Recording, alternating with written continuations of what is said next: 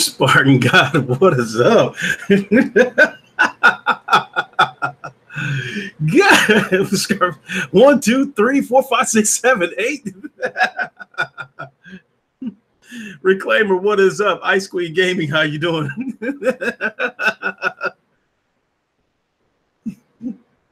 Well, you on top of it, Spartan God. Okay, everybody, give me a second to tweet this out. Ooh.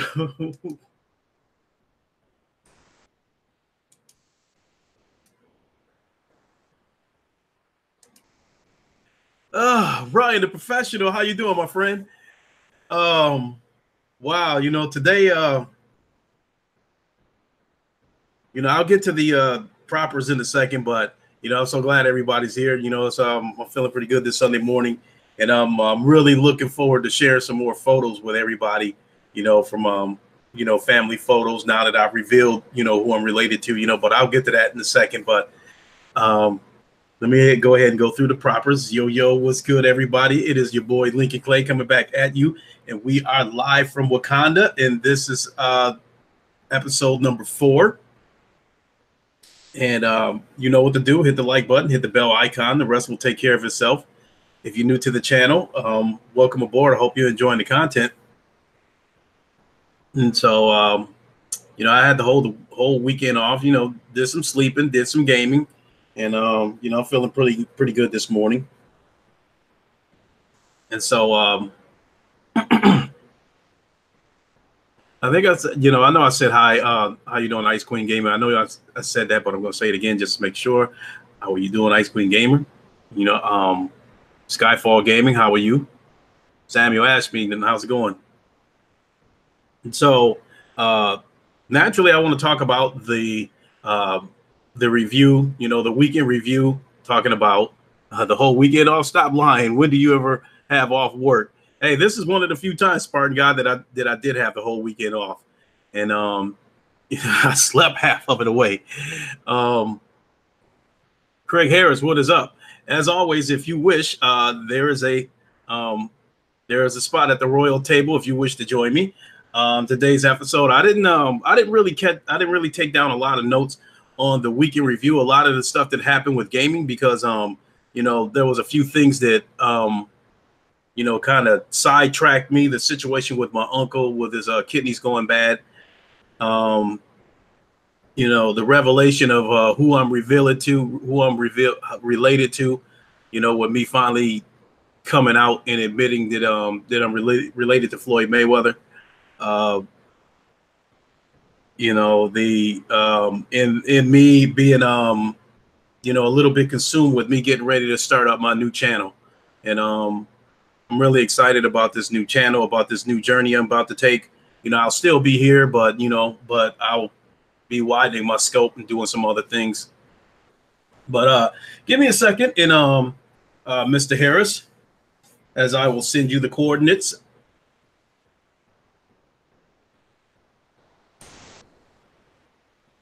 Let's see here.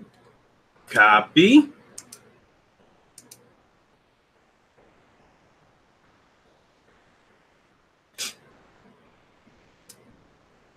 Let me find Mr. Harris.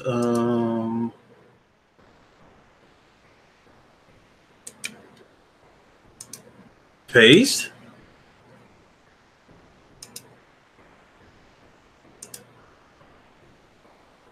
Hey, thanks a lot, Ryan. I really appreciate it. I'll probably talk about it a little bit here, but I'll hit you up in private, Ryan, and let you know in particular what I'm going to be doing with this new channel. JP Local, Clay VR Mayweather. Now you guys had to know why I was so excited about Creed Rise to Glory when I found out that game was going to be online, player versus player. I couldn't wait, but we'll start with that part first. While we're waiting for Craig to come, he has the coordinates. Yo, there it is. And I didn't even sense the change in pressure in the dome, so he snuck in here. The Royal Guard knows my face. They just told me to come on in. Yeah, just like, you good, go on in. Like, they removed the velvet rope and went ahead and let you on through. Yeah.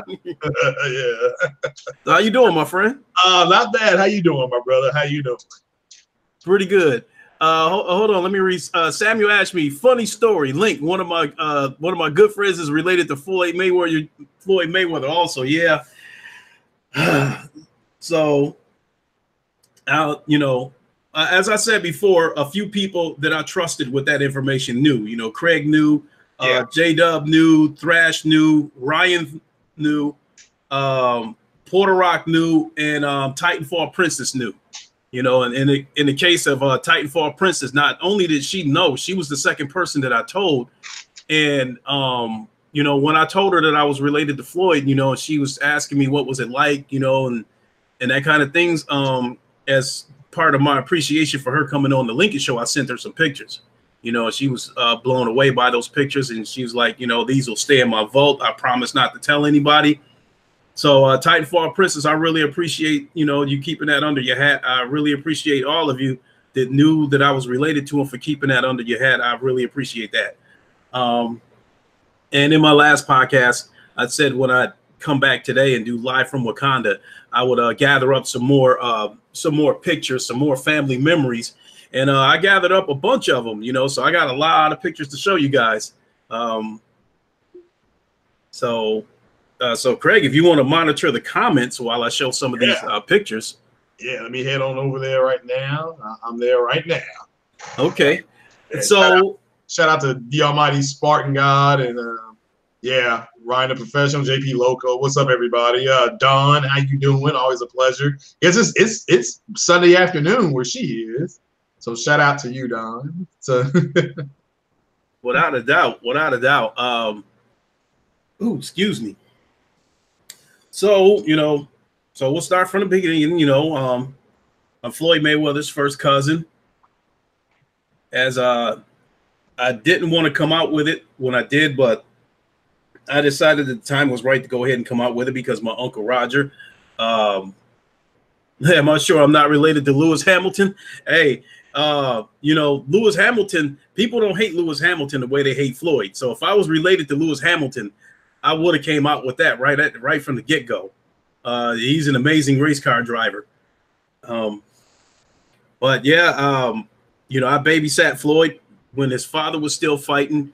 And, you know, in Floyd's career, early in Floyd's career, he actually took the good guy role because they were touting him as the next Sugar Ray Leonard, not only because of his talent, but because of his demeanor at the time, because he was going out of his way to be the good guy and say professional things, at least in front of the camera. Once the camera got turned off, he would talk mad shit.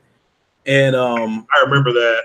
Yeah. And so when Sugar Ray was about to retire, the media was looking for the next great round. Yeah, you're right. That's spot on about that. And he made some accomplishments too. When he fought in the Olympics, he should have won the gold, but he fought a Bulgarian, which everybody feels Floyd beat him, but they awarded the win to the Bulgarian.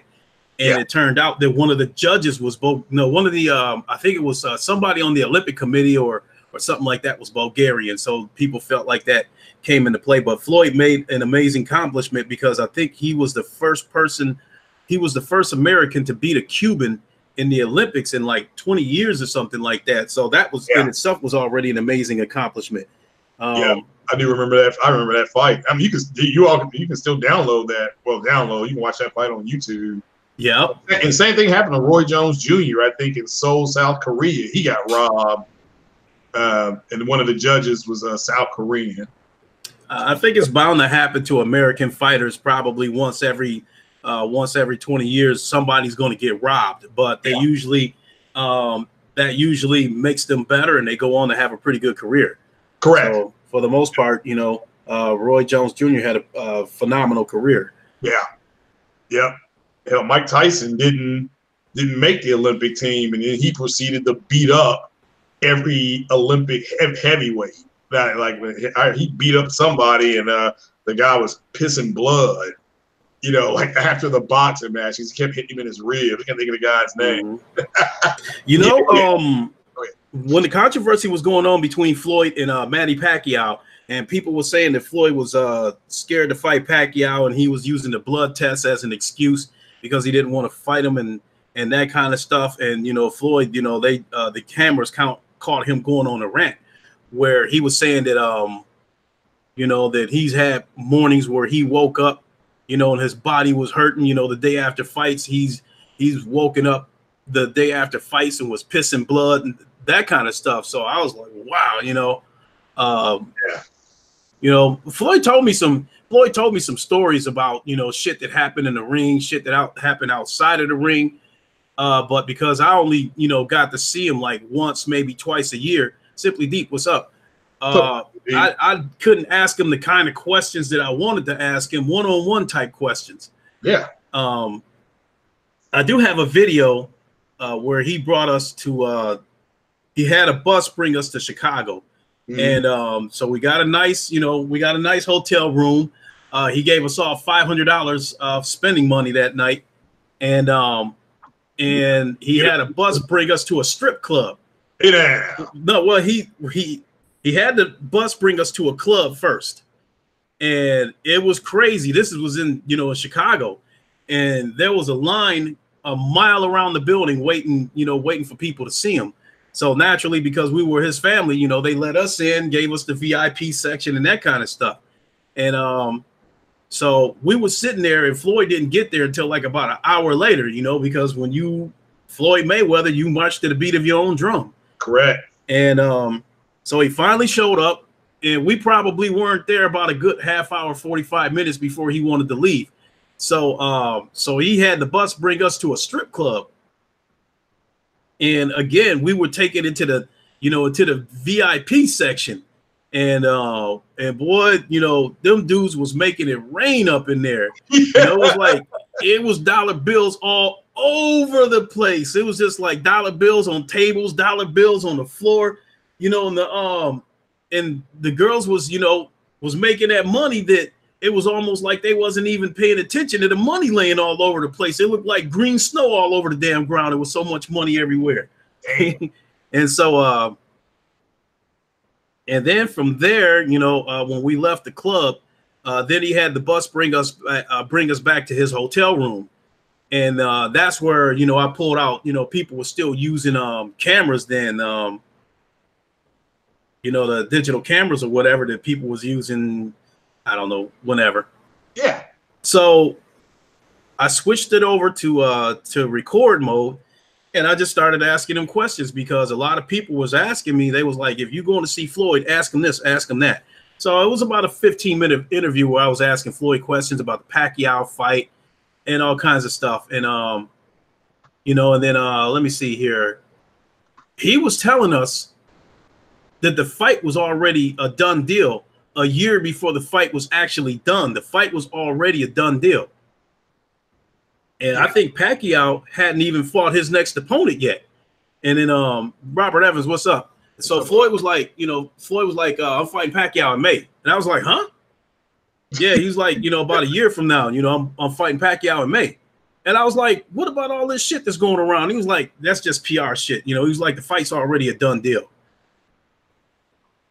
So that was pretty crazy. And then my grandmother was like, you know how the old school grandmothers is. My grandmother was like, you better whoop that boy ass.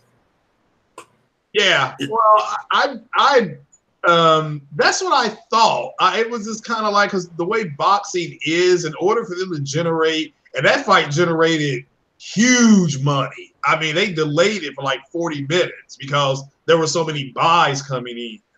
And when they said that Manny Pacquiao lost that fight, and he still cashed a check the next day for $104 million after losing. I'm like, oh my God. That was probably after taxes, because from my understanding, I think I had heard that Floyd grossed like close to $300 million for that fight, and Pacquiao had grossed close to $200 million. Yeah, that fight was a huge purse. And but yeah, I like to see Floyd fight because it's he's mastered the art. He's mastered the art of not getting hit, which is what boxing is. He's mastered it. So he frustrates his opponents and then he outpoints them. I'm like, well, he's a boxer. And I tell people there's a difference between a boxer and a puncher. He's not a puncher. He's not going to go out there and throw 1,000 punches a fight. He's going to go out there and, he'll land a high number. He'll be 40, he'll be 40 to 60%. And that's what's always amazed me. And he just beats people up. He beat up that UFC guy, and he just fought in Korea, didn't he, or Japan? He beat up some kickboxer over there, just beat him up. So it's like he's beating people in different disciplines. So to me, but he's tapped in to something that, if you don't mind me saying, he knows that white people want to see him get his head knocked off. Oh, yeah. Like Floyd be the first one to admit, because when he tried to be the good guy and it wasn't generating the kind of numbers that he wanted to see, he decided to switch up and become a bad guy. People don't realize that shit is an act. With him, all the shit that he does is pissing people off. A lot of it is an act. And he's even said it on camera. He said, if people don't pay to see me win, they'll pay to see me lose, but they are going to pay. That's right. That's what I remember. Don King said that about himself. He said if Don King didn't exist, you had to invent it. So I mean, it's So you're saying he's playing a heel, like when Hulk Hogan stopped being Hulk Hogan, the real American and the Hulkamania, and he turned into Hollywood Hulk Hogan. Yeah. Fake beard and all that kind of stuff. And so, I used to try to take the approach where, before I decided that I wasn't going to tell people that I'm related to Floyd anymore, I used to try to explain to them. They was like, I hate him, like they would find out that I'm his cousin, and then they would be, like mesmerized for a few minutes. And then it's like 5 minutes later, after they think they're comfortable enough, it's like, oh, I can't stand him. He's an asshole. Woo, woo, woo. Yeah. And I'm like, look, I'm like, it's an act. I was like, I've been with Floyd behind closed doors, and I've, talked to him, and at least with me, he was normal. Yeah, well, he's family, so, right? But once he goes out into the public, then he's got to turn into Money Made. Yeah, putting on, so that's a persona, like Persona 5. So let me go through and share some of these photos with people so we can move on to the gaming news. So let me go here. Find the share thing. Screen share. Share. All right. Let me go over here. And here's there's a ton of pictures. But let me see. We'll go back to the beginning, and I'll start with this one. And let me zoom in on this picture as best as I can, because I know from there people aren't going to be able to really see it. How about that? Damn. Look at those, look at those striped shirts. That's from the 70s, isn't it? Or this was, let me see. I think this picture was taken in 1982, because I think I was about 15 years old at the time, and Floyd was about 5. Now, I'll show you now, like if you go to the bottom row, right? Yeah. You see the kid on the right with his eyes closed wearing the checkered shirt. Yeah, it's buttoned up all the way. Yeah, that's Floyd. Oh, yeah. Now, if you go to the very top, the second to the right, that's me. And like you'll see a woman with glasses at the top row, at the far right. The woman with the glasses is my mother. The person next to her is me. Okay. Yeah, your mom, she's got earrings on, what it looks like in the picture. Yeah. Okay, yeah, I just want to make sure I'm the right person. Yep, and on the opposite end to the far left, that is my grandmother who passed away last summer. Okay. And then just below my mother is another aunt that passed away she passed away about 20 years ago. So next to me in the striped shirt is my uncle Jeff Mayweather, who's a trainer right now. He trains UFC fighters and that kind of stuff. And he also fought Oscar De La Hoya before. Next to him in the center is Floyd Mayweather Sr. And everybody, who knows who Floyd is, know who Floyd Mayweather Sr. is. And next to him is my brother. That's the one that I spoke of that likes to argue a lot. And then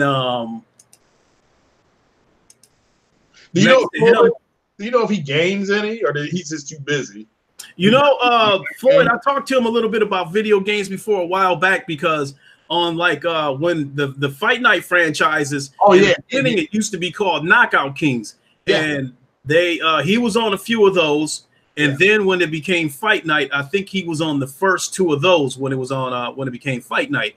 So I mentioned that to him like the day after the Gotti fight. I was at the Gotti fight, and the next day I mentioned to him, and the funny part about it was I think it was Fight Night round 2. I think it was the one that had Bernard Hopkins on the cover. Yeah. So they had a leaderboard, and I was number 1 in the lightweight division. I had like 325 wins and maybe 5 losses. All of them I did with Floyd, you know. So I told Floyd, I said, here's a little piece for you. I said, I'm number 1. I said, on the Fight Night game, I'm number 1 in the world using Floyd Mayweather. So he cracked a big giant smile. He said, I don't even know how to play video games. And so I said, well, tell us how it went, you know, how you ended up on a video game. And he said he went to LA. They did a face scan and they sent them a check for $50,000. Damn. So that was pretty simple. He's probably there for what, an hour, maybe? Probably. But you know what? But the reason why he stopped being on the Fight Night game is because as his name got bigger, he wanted more money. Yeah. Because he taking part of the game, like a percentage. What's that? Because do you think he would have taken part of the game? I don't know.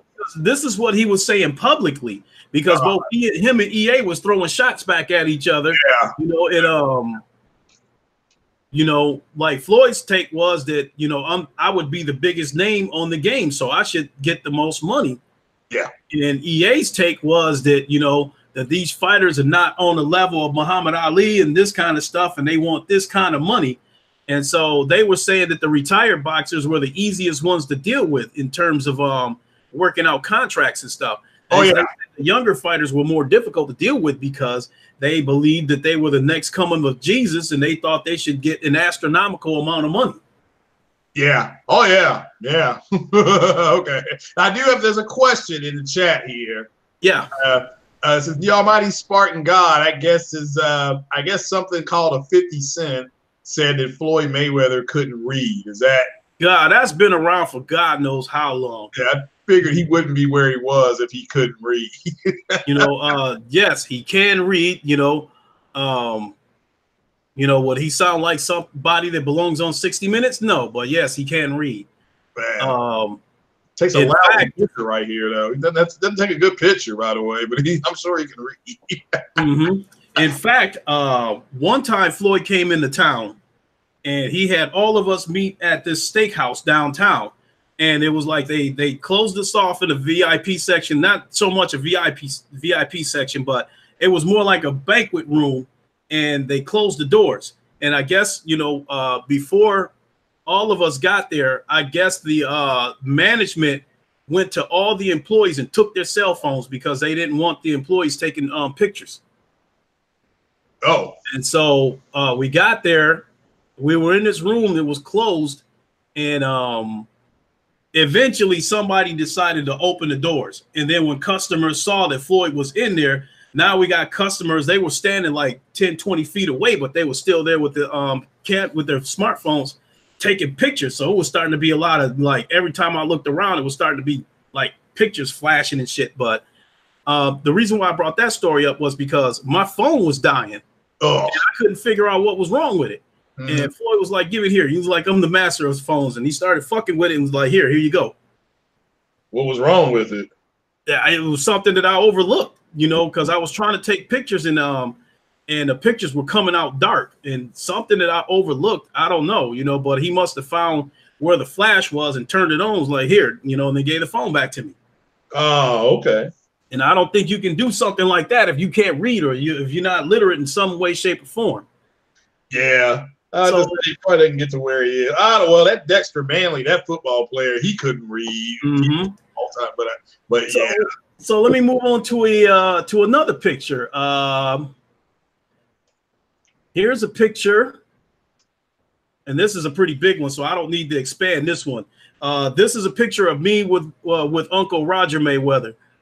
This picture was taken the weekend that my grandfather died, and so Roger came into town for the funeral. Yeah. And so that's why I'm dressed up, because of the funeral. And you know, Roger was there that weekend, but surprisingly, I think he was the only one that showed. Like Floyd made it a point not to come because it was going to be a circus. Same thing when my grandmother died. Floyd did not come to the funeral because he knew it would have been a circus. It would have been turning into everybody coming to him for autographs and totally forgetting that it's my grandmother's funeral. So he didn't come to either of them. Yeah, true. That's a good point. Yeah. That's true. I mean, even even at a funeral, yeah, it's unfortunate, but it's a good point. It's an unfortunate point, but it's a good point. Mm-hmm. So let me move on to another picture. Now this picture right here has floated all over Facebook. You know, due to my brother and stuff like that.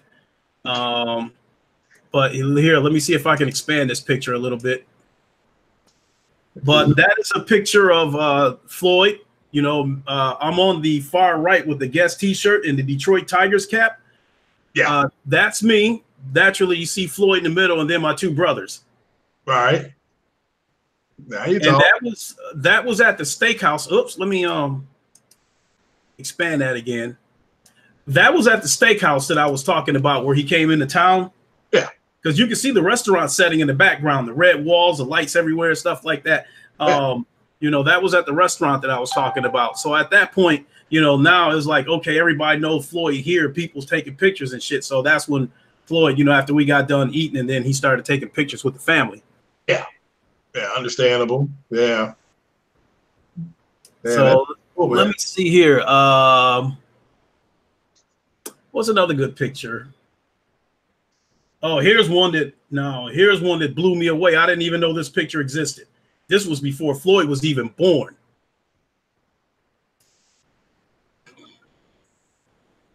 This picture right here, I believe this picture was taken in 1969. Mm-hmm. This is a picture on the far left where the kid looks like he's eating a cookie or something. Yeah. That is me. The child in the middle, the toddler in the middle looks like he's about 1 year old. That is my brother, the one that argues all the time. And then next to him, where the kid looks like he's about, you know, maybe 9-10 years old, you know, that is my uncle Jeff Mayweather. And then the tallest one is Roger Mayweather. Okay. And this picture was taken in I believe 1969, because looking at that picture, I believe that I was probably 2 years old. Did anybody else in the family try to box and he was the best at it, or did people just stay away from it and he just no, Floyd Sr. was the one that started it all. He was the boxer in the family. Right. Matter of fact, Floyd Sr. got kicked out of school for beating his teacher up.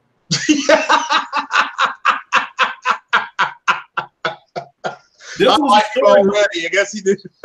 Well, my mother told me, you know, my mother told me this story, and my aunt told me this story. You know, at South, I think it was at South High School, which is a couple of miles from where I live, and I believe this school that my mother attended, Floyd Sr. attended this school, and Al Green attended that school. The singer Al Green, he's from Grand Rapids too. Yeah. And he attended that high school. Yeah, so, you know, so I don't, you know, my mother never really told me whether she met Al Green or not, but she knew him. Mm-hmm. As a matter of fact, one of my aunts, her husband died about 7-8 years ago, but her husband was a songwriter, and apparently he wrote a few songs for Al Green. Mm-hmm. And when he died, he left his assets to her. So, wow. You know, so he had a whole bunch of songs locked in a vault that he had wrote. And some of these songs had even been used in movies. So my aunt would get royalty checks out of nowhere. She would get a royalty check from, you know, maybe a Paramount Studios or something like that for $30,000 because they used one of his songs in a movie. Right. Yeah, a lot of artists, they do stuff for studios and then they vault them. But the studios pay for it to do a private song. And, you know, yeah, it'll end up in the and it won't be on the soundtrack. Mm-hmm. You know? So yeah, I feel that. Yeah. Now I'll show you. Now I can show you a couple of pictures. Like Floyd had his 40th birthday party a couple of years ago, and so I'll share a few pictures from there. And this picture here, because the lighting is like it was like all kinds of like purple lights and stuff like that in there. You see me sitting on what appears to be this throne that I'm sitting on is made of ice. Shit. And in between my legs, I don't know if you can notice it, but in between my legs is a towel that I'm sitting on. You know, because they were using that to take pictures. And, you know, people were taking pictures. And then, so I got up there and the dude who took the picture was like, hey, you two girls get in there. So that was pretty cool. So, yeah, but that thing was made of ice. Yeah, how the hell with that? I would have stood up. Because of the towel and stuff like that, you didn't really get cold. Like I made it a point not to put my back up against the chair, this ice chair. The only thing that really got wet was my was my forearms because they were resting on the armrest of this thing. Yeah. That's cool though. Yeah. Where was that at? This was in Los Angeles, California. I can't remember the name of the hotel that we were at. But it was in the basement of this hotel, and it was like, you know, like a lot of secret invites got passed out because there was a lot of celebrities there, like Justin Bieber came there and performed. Dougie Fresh was the host. He performed as he was emceeing. Bobby Brown performed. After 7 performed. After 7? Yeah. SWV Sisters with Voices, they performed there. Oh, I missed them, but they need to do something else. I mean, they got a lot of people performed there. Tyrese performed there. And Mariah Carey was the headliner. She performed there too. Oh, okay. There was a lot of celebrities there. So I'll show you a couple of the pictures that I took with some of the celebrities. But I also talked about how they had tigers in white cages there. Here's one of the pictures there. That's a picture of me standing in front of this cage with a white tiger in a cage. Oh, yeah. A white Bengal tiger. Well, there was 2 tigers there. And, they was just chilling. I was waiting for, one of the tigers to get aggravated and, start trying to jump at the cage or something. But no, those tigers was chill the whole night. Yeah, somebody had Soldier Boy there. Somebody had no, but there was a lot of celebrities there. There was like I only got a picture with about 5 celebrities because my phone ended up dying because I was too stupid to charge it before I went to this thing. Yeah, because the one thing was, see, I didn't think I was going to get any pictures with any celebrities because before we went to this birthday party, Floyd sent a message to the family, through one of my cousins and was telling us, do not stalk the celebrities. He was like, just go there, represent us and have a good time, but do not stalk the celebrities. Right. But surprisingly, a lot of the celebrities was very friendly and took pictures with us with no problem. Oh, cool. Cool. So let me see. Here is a picture that I took with Terrell Owens. T.O. He was wearing sunglasses inside this event is beyond me. Trying to get attention.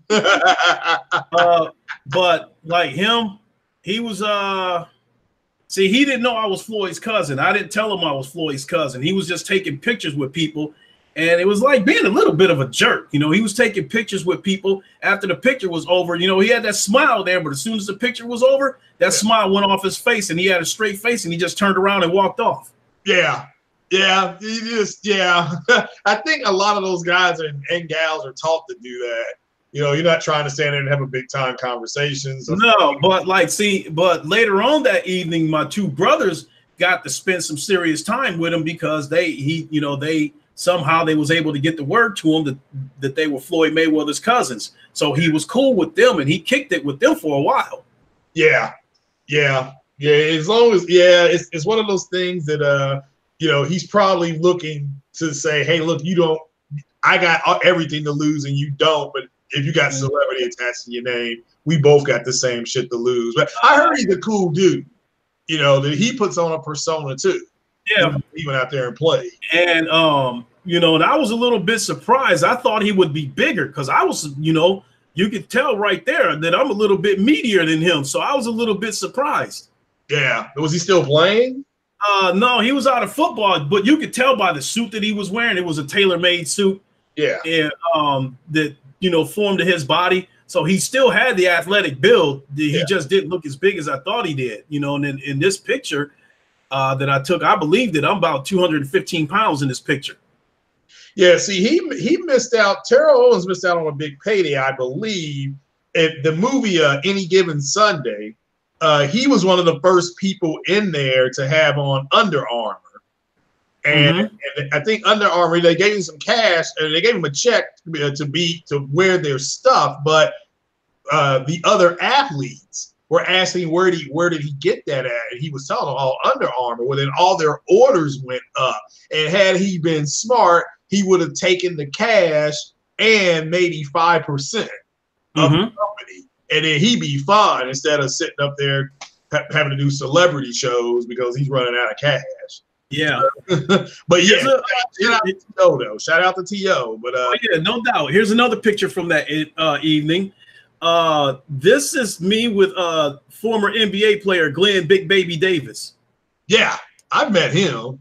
Now, let me back up a little bit. Now, he was cool. Yeah. That dude was big too. Yeah. You know, so you can see, you know, I look like a midget compared to him. Yeah. And he was so big that I, like, when I first saw him, I thought he was security. And then, you know, as he was passing by and then I recognized who he was, I was like, Big Baby. And then he stopped and put his hand out and was like, what's up, man? So he was pretty cool. And, you know, I told him that I was Floyd's cousin, but, you know, but he was definitely cool when it came time when I asked him if I could take a picture with him. He was really cool. Yeah. Bob Arum was there too. Oh, really? The boxing promoter, he was there too, even though him and Floyd supposedly didn't like each other.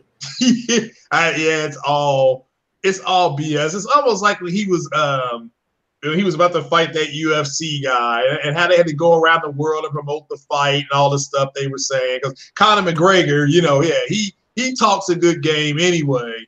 And yeah, Conor's cut was, I mean, Floyd, yeah, it was like, my understanding from Stephen A. Smith was that they had to sell that fight.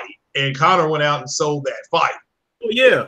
So, you know, he made it a borderline race thing, you know, like Mike Floyd slapping him on the head, dance for me, boy, you know. Yeah. All playing. Now, this picture right here, this is a picture with me with the rapper Lil Mama. Lil who? Lil Mama. Okay. I'll put it this way. The best way to recognize who she is, like, she had a whack ass song called "My Lip Gloss Be Poppin'" or some shit like that. But that's terrible. What she's really famous for is at the MTV Music Awards when Jay-Z and Alicia Keys was performing that song "New York," and then she jumped up on the stage and like turned into a hype woman. It was like, yeah, throw your hands in the air and. Okay, I do remember. Yeah, that's her. Okay, so that's Lil Mama, not to be confused with Baby Mama. That's Lil Mama. Because she looked nothing like she do in her videos, because she was very cute that night, you know. Yeah. And I was like, you know, like, this don't look like the chick that, you know, look all hood and shit in her videos. She looked very nice that night. Yeah. Yeah. So is that your signature move? You always hold up your fist? Yeah. It just became a habit over the years. I don't know, but yeah, that is my signature move, holding up that fist like that. Okay. She was very nice too. You know, after we took the picture, I said thank you, and then like she, you know, like ran her hands, you know, underneath my chin. Was like, "Oh, you're welcome, sweetie." So she was nice too. Yeah. Yeah. That's cool, man. Let me see here. This is a picture. Oh, everybody's having a time. When Floyd finally arrived, he got there with him and Adrian Broner came there together. Yeah. And in my previous podcast, I was talking about how Adrian Broner went out of his way to bump into me. He bumped into me, and I turned around like, who bumped me? And as soon as I turned around, Broner turned around and tried to act like he tried to have that same look on his face, like who bumped into me. So what he was doing was like, to me, it was childish. He bumped into me on purpose with the intentions of when I turned around, I was like, oh shit, it's Adrian Broner. You know, he thought I was going to flip out. And I was like, I'm thinking to myself, motherfucker, you came here with my cousin, you know, so you knew who I was. You might be the one flipping out. Yeah. Yeah, but he's the one in the bow tie? Yeah, that's got to go. Is he the one in the bow tie? Yeah. Well, okay, yeah, the bow tie got to go. Yeah, that. But it was a black tie affair, so everybody was supposed to wear a bow tie there. So that's why I had a bow tie on. It was supposed to be a black tie, you know, affair, and I was supposed to wear a white shirt. But at the last minute, I got the okay that I could wear a different color shirt. Yeah. But when I got there, all the celebrities that was there, none of them was dressed black tie. They was wearing whatever they wanted. Yeah, because they're the celebrity. I'll wear what I want when I want to wear it. Pretty much. Let me see. Here's a picture of me standing in front of one of Floyd's money team limousines. What's up, Medora? How you doing? So this picture right here, you know, this was at the party naturally, and Floyd had like a whole fleet of vehicles there. You know, he had this money team limousine parked in the front. It was a Rolls Royce limousine. Yeah, I'm looking at those tires. It was a Rolls Royce Phantom limousine. Yeah, and it was parked in front of the building, so everybody who came into the hotel when they saw that money team logo recognized who it belonged to. So they was taking pictures, you know, with it. And Floyd also bought a Koenigsegg that he had shipped here. He had it shipped to America, and I think when Floyd bought that Koenigsegg, it was only like the second or third one sold. Damn. Now he paid like $4.2 million for the car, so I guess he kept that Koenigsegg in the basement of this hotel. Yeah, now I've heard his car is because he has cars all over the city, at least in Vegas, doesn't he? Like in Vegas, he has cars over the city or something. Yeah, like that. Yeah, kind of like Grand Theft Auto when you buy a parking garage or something, you store your car. He does that. Now, this was crazy. My brother told me this story. My brothers went out to Vegas to see Floyd, right? Yeah. And they was at his house, you know, this giant house that he lives in. And so Floyd was, you know, asking everybody, he was like, y'all hungry? And, you know, my brothers was like, yeah. So he told one of his gorillas, go grab them something to eat. Yeah. And he was like, which car? You know, and they was telling him to take the Benz, and the dude started crying because he didn't want to take the Benz because I guess this Benz was beat up not because it was old, it's just because everybody was using it. It was the gopher car. It was the car that everybody had to go run errands in. So this car had been dinged and banged up and shit like that. The dude didn't want to take it. He was hollering and crying about it. Oh shit. And then the crazy part about it was my brother was telling me that while all that shit was going on, Floyd had got a call from the Hummer dealer that a Hummer that he had bought had finally arrived that he totally forgot about. He totally forgot that he bought this Hummer. So when he got the phone call that the Hummer had arrived, he had told one of his gorillas, go get that Hummer. Well, how did they go? So two people got to go. Yeah. So two of them had already hopped in one of his Hummers or, you know, whatever he had, because he had a bunch of Hummers. Yeah. That had the money team logo on it. Well, damn, that's funny. He said he bought something he forgot. Yeah. Let me see. Where's another picture?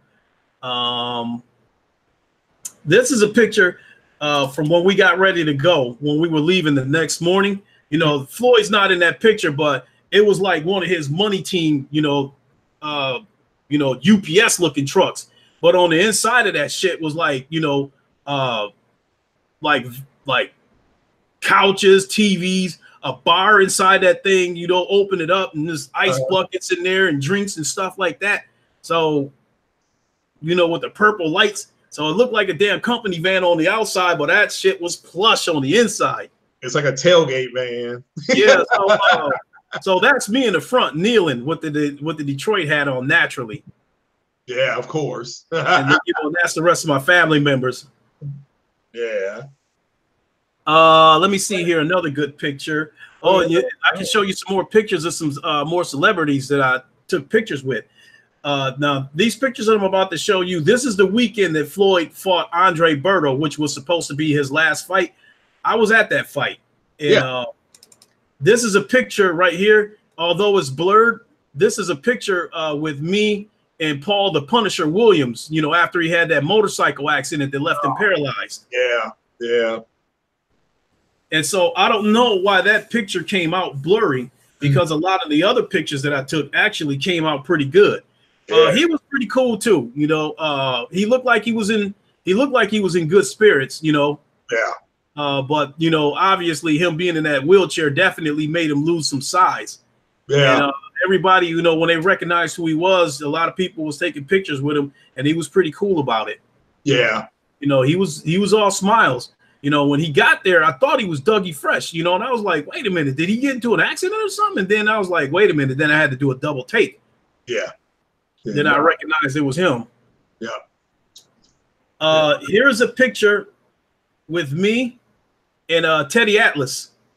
Okay. Of ESPN, you know, Friday Night Fights. Yeah, boxing. Yeah, I kind of grew up watching him. Yeah. So that's, again, this is from the weekend when Floyd fought Andre Berto. So in the fucked up part about it was I had a pinched nerve fucking my back up deadlifting. So even though I was smiling in that picture, I was in tremendous pain from that pinched nerve. That's brutal. I've had one of those. I had to go to I got a massage, and that he got it out. I mean, it worked. I mean, whatever he did worked, because I felt better, you know, within a day or two. But shit, it took me about 2 months to recover from that. Now Teddy was being cool. You know, he was there trying to work out. People recognized who he was, and they was asking him for pictures and stuff. And so in my case, you know, Teddy don't exactly care for Floyd. Right. So I went up and fucked with him. And, you know, I'm like, you know, Mr. Atlas, how you doing? He was like, oh, I'm doing pretty good. And then, you know, I said, hey, I'm Floyd Mayweather's cousin. I'm here for the fight. And then he looked like he saw a ghost. I mean, his face just went blank. Yeah, he probably thought you were going to live there to be part of the so I asked him if I could take a picture. And then after that, you know, he snapped out of it. And then he went back to being professional. And he was pretty cool about it. And so, yeah, then he took the picture with me. You know, now naturally, you know, I got my workout gloves, which I should have took them off, but I was in the middle of the workout when I asked him to take that picture. Yeah, those workout gloves are nicer than mine. I got the padded ones, but I let my finger. I have to let them. I gotta let them breathe. These are work gloves that I took from my job. Oh, really? Yeah. Yeah. Here is a picture of me with Keith Thurman, who fought last night on PBC on Fox. Yeah. Did he win? Yeah, he's undefeated. Okay. Now, I happened to catch him, and this was actually the day after the fight. Okay. So a lot of people was getting ready to leave. A lot of people was having to, you know, walking out with their luggage and getting ready to go back home to wherever they live at. Yeah. And so he happened to be walking in, and I was shocked to see him while a bunch of people were leaving because this was at the MGM Grand. Right. And so, you know, I ran up on him. I was like, one time Thurman, you know, and but I didn't tell him that I was Floyd's cousin, because at that time he was chasing Floyd, and he was low key calling Floyd out. Yeah, no, that's a good picture right there. Mm-hmm. So that was is that a Michigan State hat you got on? Oh yeah.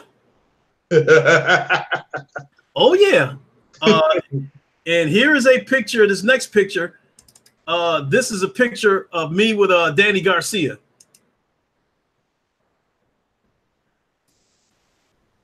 Yeah, is he a? I know Floyd Mayweather. Yeah, he's a boxer too. You know, and this picture was taken the night before. I'm about to say, now, are those Floyd's boxers? I know he started because he has his own boxing troupe. Yeah, but no, Danny Garcia isn't part of Floyd's camp. Okay. He's only has one loss because him and Keith Thurman fought, I think, last summer on the PBC, and Thurman won that fight. Yeah. It was a very tactical fight. But see, again, I didn't tell him that I was Floyd's cousin. Yeah. But what happened was he got through the door. This was after Floyd got done fighting Berto. He came through the door, and people recognized who he was. So they was running up to him, taking pictures. And I mean, he was getting mobbed, especially by the girls. I mean, the girls was mobbing his ass. So I asked him if I could take a picture, and he was like, yeah, you know. And then, but people was like, girls was taking cuts in front of me, taking pictures with him. So after about 3 or 4 of them, you know, he pointed at me like I ain't forgot you. I'm gonna still take the picture with you. And so, you know, he took the picture with me. And then because it was so many people waiting to take pictures, I took the picture with him and got out of the way. Yeah, that's yeah. Now I like that fat gold chain that guy's got on the left. I didn't think people still wore gold chains like that. I think that was part of his entourage, because he did have an entourage with him, but not the kind of entourage that Floyd has with him, because you know, he had about maybe 5 people with him, whereas Floyd has about 40 with him. Yeah. This next picture is a picture of me and one of Floyd's bodyguards. And you know, I took this picture at a bad angle, so it looks like a silhouette, but you can get an idea how big this dude is. Oh my God, I'm looking at it now. This in your thing, you know, your file. Yeah, that's me with one of Floyd's bodyguards. Now I guess he got, this dude is like I think he's like 7 feet 400 pounds, and I guess Floyd has another bodyguard about the same size as this dude. So together they call themselves the Great Wall. Yeah. Wow. You would think a boxer would not need bodyguards. But when you go out of your way to be the villain, a lot of people, you know, not going to like you. Yeah, that's a good point too.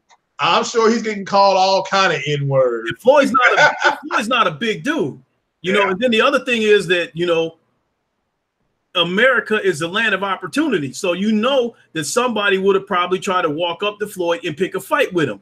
And if Floyd ends up beating their ass, they're going to sue him. Yeah. And so that was part of the bodyguard's job. You know, whenever Floyd had to go somewhere, he couldn't wait for people to move out of the way, because people wouldn't move out of the way because everybody's trying to take pictures. So these big ass dudes would be up front shoving people out of the way. And that's kind of how, you know, one of the reasons why Floyd got this bad reputation about his bouncers and shit like that, because, you know, whenever he shows up somewhere, as much as people claim they don't like him, you know, it's like hordes of people everywhere, you know, trying to take pictures, and his bodyguards got to move everybody out of the way. But, you know, in this picture, again, I'm about 5'9", 215 pounds. So that gives you an idea how big that dude was. He made me look like I was 150 pounds in this picture. Yeah, he's just kind of pointing at you like, yeah. Yeah, huge dude. I got a couple of more pictures to share, and then I'll be done.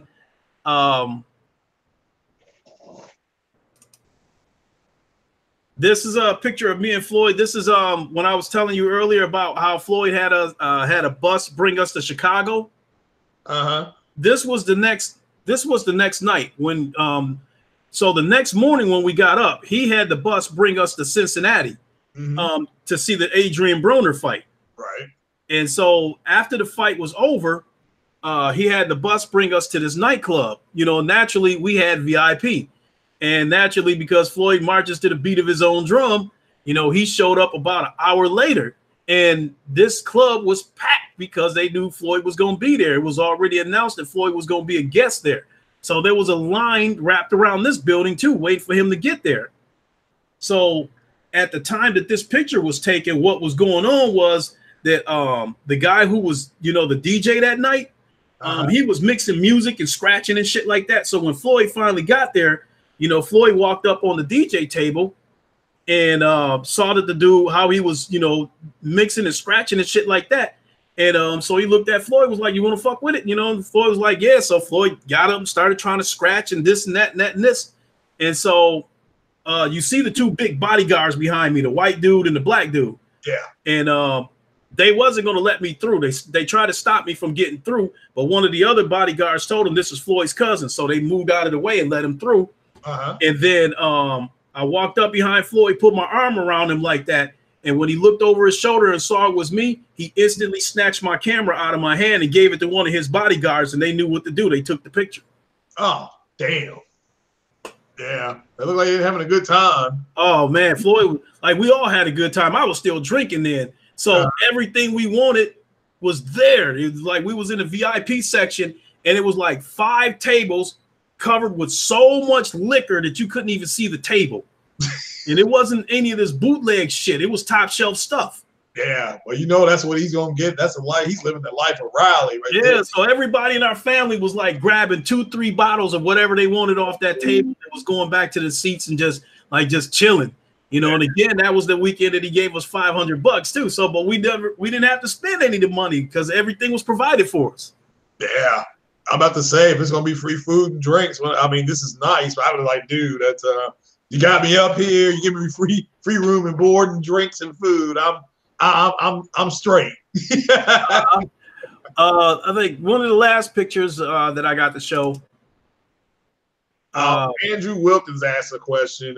Well, Andrew, because he's not Lincoln. I don't know if he can see the chat, but he is asking if I seen some. Let's say I don't know if it says Tiffany Ray chick Floyd is now messing with. She's Floyd messed with so many women. That I don't know, like Floyd done messed with some women before. Like he messed around with Kim Kardashian before. He messed around with her before anybody knew who she was. Yeah, so she was still running with Paris as the side girl, party girl. Probably because I never knew who Kim Kardashian was until I heard that she was fucking with Floyd. So when she stopped fucking with Floyd, she was fucking with I forgot the name of that Reggie Bush. She was fucking with him. Yeah, the football player. So she was fucking with Reggie Bush after she fucked with Floyd, and then after she fucked with Reggie Bush, then that's when she fucked with Ray J, and that sex tape came out, and then that's when her name blew up. Yeah, the sex tape. Yeah, that's why I'm like, man, that shit probably went. It's the same with that other chick, that Hilton chick. Her sex tape. It's like, man, look, they can sit up there and cry, act like, but that was just publicity for them. You know, that was publicity for them. So that's just straight bullshit. So, yeah, this picture right here, this was at my grandmother's house for Thanksgiving weekend. You know, that's my uncle in the middle, Jeff Mayweather. He came home because, like, even though Jeff is the least known out of all the Mayweathers, he is the busiest because he trains a lot of up and coming fighters. You know, so it's like fighters that want to become a champion and want to be trained by a Mayweather, they usually start out with Jeff first because he's the most accessible. You know, he'll train you. He'll just tell you that, you know, if you're dead serious about it, you're going to have to move out here. Yeah. When Jeff was training Shannon Briggs, you know, he went, I think Jeff like moved to Florida for a minute, but he ended up coming back because he was supposed to be the head trainer. But Shannon Briggs had like 3 or 4 trainers in there, and everybody was butting heads on philosophy. So Jeff left. Yeah, it's not going to work. If your trainers want you to do it one way, and you got another way in your head, and it won't work. You're going to be zigging when he wants you to zag, and vice versa. It's unfortunate, but yeah. Let me see, and I think this will probably be the last or second to last picture that I show. And that's a picture with me, Floyd, and my grandmother in the nightclub. You know, whenever Floyd had whenever he'd have us go on a trip, no matter where it was, you know, he had my grandmother come because my grandmother had a hand in raising him, because when Floyd Sr. went to prison, my grandmother was raising him. And so basically my grandmother was his mother as well as his grandmother. Yeah. And that's why every time Floyd fought, my grandmother, it was almost mandatory that she be at those fights because she was representing him. Yeah. So it was like almost every time Floyd fought, the cameras was on my grandmother looking for her. Now that's a bad picture because it was hot and sweaty in that club, and then they caught my grandmother looking away from the camera because so many pictures was getting taken of my grandmother that, you know, it's just like she got numb to the shit. When Floyd fought Pacquiao, you know, I think they did like a red carpet entrance, and my grandmother got there. It was like cameras flashing everywhere. Miss Mayweather, can you look this way? Can you look this way? Yeah, that's always, yeah. You know, she's going to get the royal treatment, though. Mm-hmm. You know, one person even approached my grandmother about writing a book. Jeez.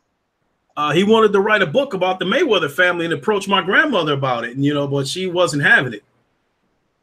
Yeah. You know, my grandmother was one of them old school people. You like you better get away from me. Yeah, I'm not the one you need to be talking to. Yeah. Mm-hmm. And this last, let me see, where's this? Is this last picture? Yeah, this last picture don't got nothing to do with any of the Mayweathers, but I took this picture the night that Floyd fought Canelo. Oh yeah. So this was a picture that I posted on Facebook. You know, it's like let's go, Money Mayweather, and so those boxing gloves were some gloves that my son's mother bought me. You know, she bought me a pair of those boxing gloves, and she bought herself a pair. And, you know, they never got used because I know she wasn't thinking about sparring me because it wouldn't have ended well. So, so those gloves, I ended up donating them to the gym that I work out at. That Team Maximus that you see right there, that's the gym that I work out at. So I ended up donating those gloves to the gym, as well as the gloves that that she bought for herself. I ended up donating both of those gloves to the gym. Oh, okay. Yeah, that's cool. Know what size are they? Shit, I don't remember. And then let me see this picture here. I think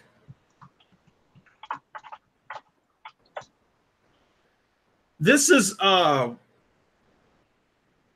think this was the when we were in Cincinnati at the Adrian Broner fight. This was from the Adrian Broner fight. Okay. What belt? What belt is that? I don't know. You know, because Adrian Broner, I had never heard of him until this fight. Mm-hmm. So, you know, when I got there, I was like, Adrian Broner, I never heard of this dude.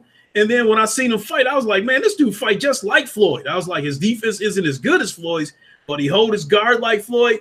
And then that's where it took off, where, you know, Floyd being big brother and Adrian Broner being little brother and that kind of shit. That's, you know, it kind of took off from that night because the cameras was on Floyd because he was a special guest there. Oh, okay. Yeah. This dude over here in the corner, the left-hand side with that Panama Jack shirt on. What the hell? All right. I think that's, I mean, I got a ton of pictures. I got a ton of more pictures, but I would be here forever. I just grabbed the pictures that I thought, you know, was the best pictures, and the pictures that, you know, gives uncontestable proof that I am related to Floyd Mayweather. So, but I want to thank everybody for allowing me to share these moments with everybody. So now I'm about to, you know, end this file sharing and get into the gaming news. Yeah. Yeah. Well, nah, man, it's, well, I appreciate you sharing that with me and with all of us. And thanks for, you know, I'll say to you now, I appreciate you telling me and, you know, you trusted me with that information. And, yeah, now that it's public, like Lincoln said earlier, I did know I was one of the people that he had confided in and told me to keep it shut, and I did. So, but yeah, man, that's good, man. I'm glad the family is doing well, and looks like everybody's having a good time in those pictures. And yeah, you can definitely, yeah, you can blow up on YouTube now, you know, or whatever you want to do. No, I don't want it to go any further than this, because when I start my new channel, there will be no mention of me being Floyd's cousin. Yeah, and I was going to ask you, your new channel, what are you going to focus on? I mean, I'm probably going to be a Tommy Sotomayor type angry guy. Angry guy. I think there's a lot of hypocrisy going on in today's society. Today's culture, how certain people can do some shit and get away with it, and when other people do it, you know, they get, you know, crucified for it. Yeah. You know, so a lot of people are going to be mad at me. Men going to be mad at me. Women going to be mad at me. White people going to be mad at me. Black people going to be mad at me, and everything in between. Are you looking to join the manosphere? No. Okay. I mean, I'm just going to take off and do my own thing. Yeah, I got you. As this channel grows, I think you know, as if I meet new people along the way and collaborate with them, great. But you know, I plan on starting out by myself. Oh, I understand that. Yeah. What's going to be? You got a name for it yet? You know, I will let you know, once everything's up and running, I will let you know the name of that channel, but I would like to trust you with that secret because I want to keep the viewers from this channel and the viewers from the new channel separate. I don't want them mixing. I understand. Yeah, I got that. Yeah, my secondary channel, I got to think about, I think I got like 35 subs. So yeah, it's growing steadily. It's just a different, the thing that I talked about yesterday morning, the whole thing on the government shutdown, that probably should have been on the other channel, but I was just like, what the hell? Yeah. I'll be talking about stuff like that. And that's one of the things that motivated me to start this new channel, because I think I was talking to, I was talking to a couple of people last night, and I was telling them, like, I think it started with the quartering. I'm subbed to his channel. He covers a lot of, social and gender issues and stuff. And in so many words, he's sick of the SJWs. And I think from me watching his videos that other videos started popping up in my suggested videos feed. And then the one that caught my eye was that, with the government shutdown, the ride is over for the welfare queens. What's his name again? The angry man. Oh yeah, Valdez. Yeah, Valdez, the angry man. Yeah, what it was is, like, he wasn't the first one that I found. There was a few people that I found. One guy was talking about how the government shut down, how some of these women not going to get that, Section 8 checks, how some of them are not getting their EBT, they're not getting their food stamps or whatever. And now, because of that, some of these women that had these fucked up attitudes because they was dependent on the government, in their minds, they were independent, but they were getting, subsidized by the government. And because of that, some of them had attitudes, and they were feeling like that, okay, Trump wants to cut, welfare. And if they cut that shit, a lot of these chicks that was laying around on their asses is going to have to get up and do something. They're going to have to either get up and go get a job, or they're going to have to go tuck their tail between their legs and go say they sorry to that dude they disrespected. Then as far as some of these women that's picking these lazy ass bums that don't do shit but lay around and play Madden, and they stanky ass draws because, it's sagging below their ass cheeks, those dudes is going to have to get up and do something, because they ain't going to be able to rely on these Section 8 chicks. Yeah, I'm gonna leave you a link in the chat.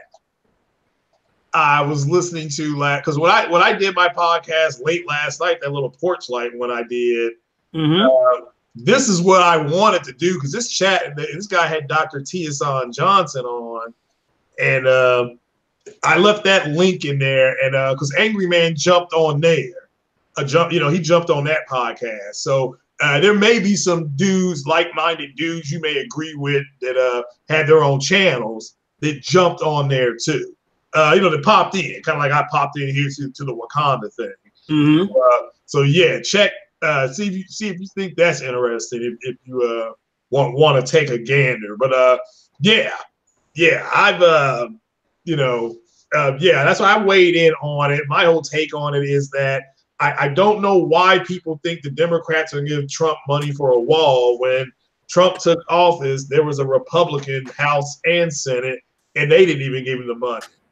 So, like, the people that are up there now are up there to impeach him and get him out. That's why they're there. They're not there for nothing else. That's why that one woman was talking about we're going to impeach the MFer and all that kind of stuff. I mean, that's why they're up there.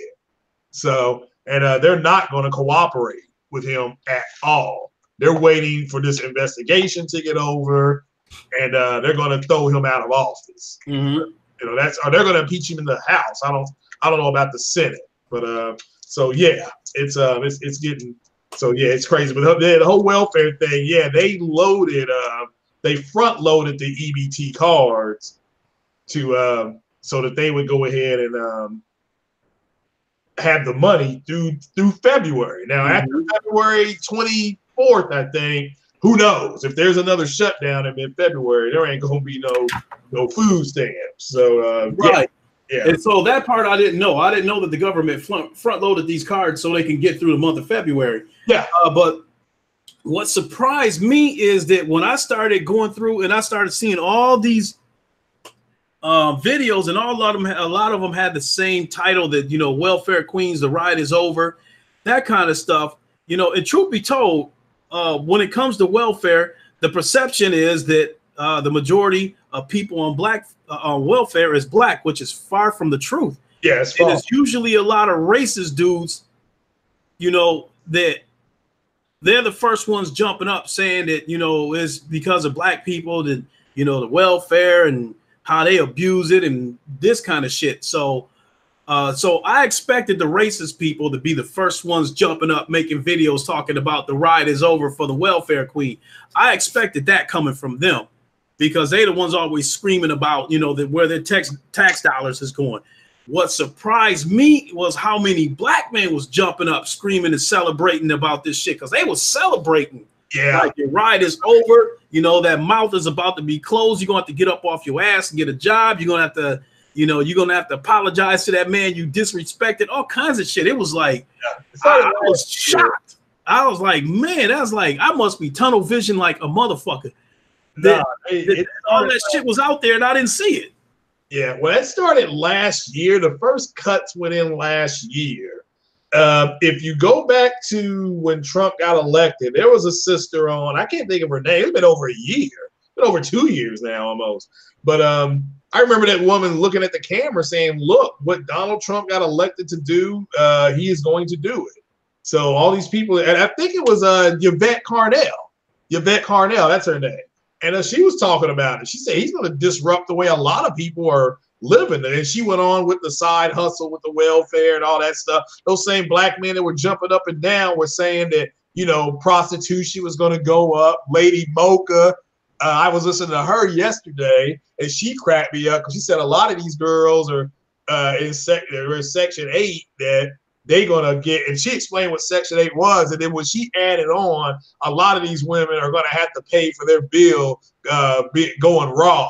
I mean, she said that. I was drinking some orange juice. It came flying out of my mouth. She go raw and pay these bills. I mean, so, and she said, it ain't like the rest of us. She said, because we, you know, it sucks. You know, you get paid and like, yeah, I'm getting paid today. The next thing you look at your account, you got like your $210 left you to pay, but you done paid all your bills. And it's like, I'd rather be poor.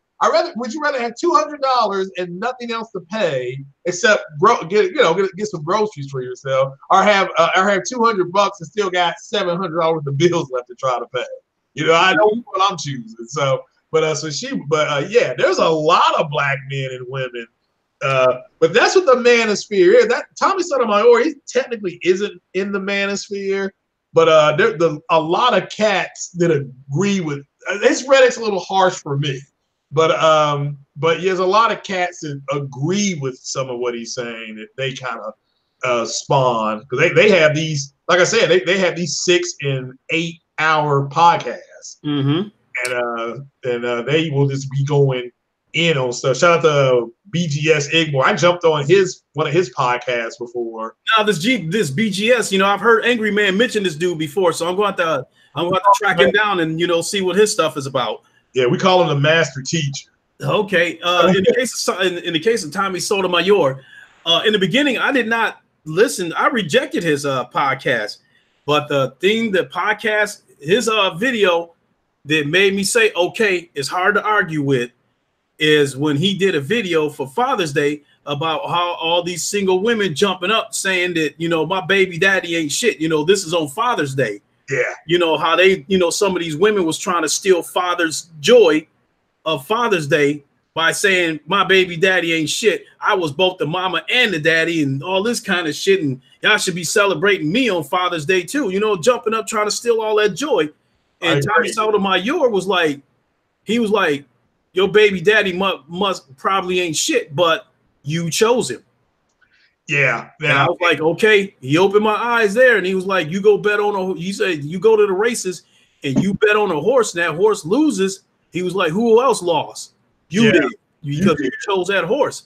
And I was like, okay, he got a point there, you know, because I was one of those people that for a long time was, you know, kind of brainwashed into like, you know, men ain't shit, men do this, men do that. When the fact of the matter is, there's a lot of hypocrisy coming from those same people. This chastising men. Well, if you can blame all men then you do not have to take responsibility for your choice. Exactly. And that's what has come out in all the conversations. I go deeper into it. This is a gaming podcast, but hell, I mean, like you know where I'm coming from. Then, so there's a lot more onion there for you to peel, but you right there. And Tom Mayor, I mean, like I said, his rhetoric was a little harsh for me, but that doesn't mean everything he says is wrong. You know, and see, in the case of this new channel, I'm not gonna be just going in on women. I'm gonna be going in on dudes too, because there's a lot of dudes out there just bitches too, and I'm gonna be going in on them too. Yeah. Oh yeah, they're buttery. I mean, like I said, they like their biscuits buttery. I understand. I've had dudes, that betrayed me, talked a lot of gangster shit when they was bitches in actuality, and then one of the big things that is going to separate my channel from the Angry Mans and the Tommy Sotomayor's is that with my age, with me being 51 years old, I can tell people how something is today and then tell them how that same scenario was 20, 30 years ago. Yeah, well, a lot of men that are in the manosphere, they are in their late 40s, early 50s.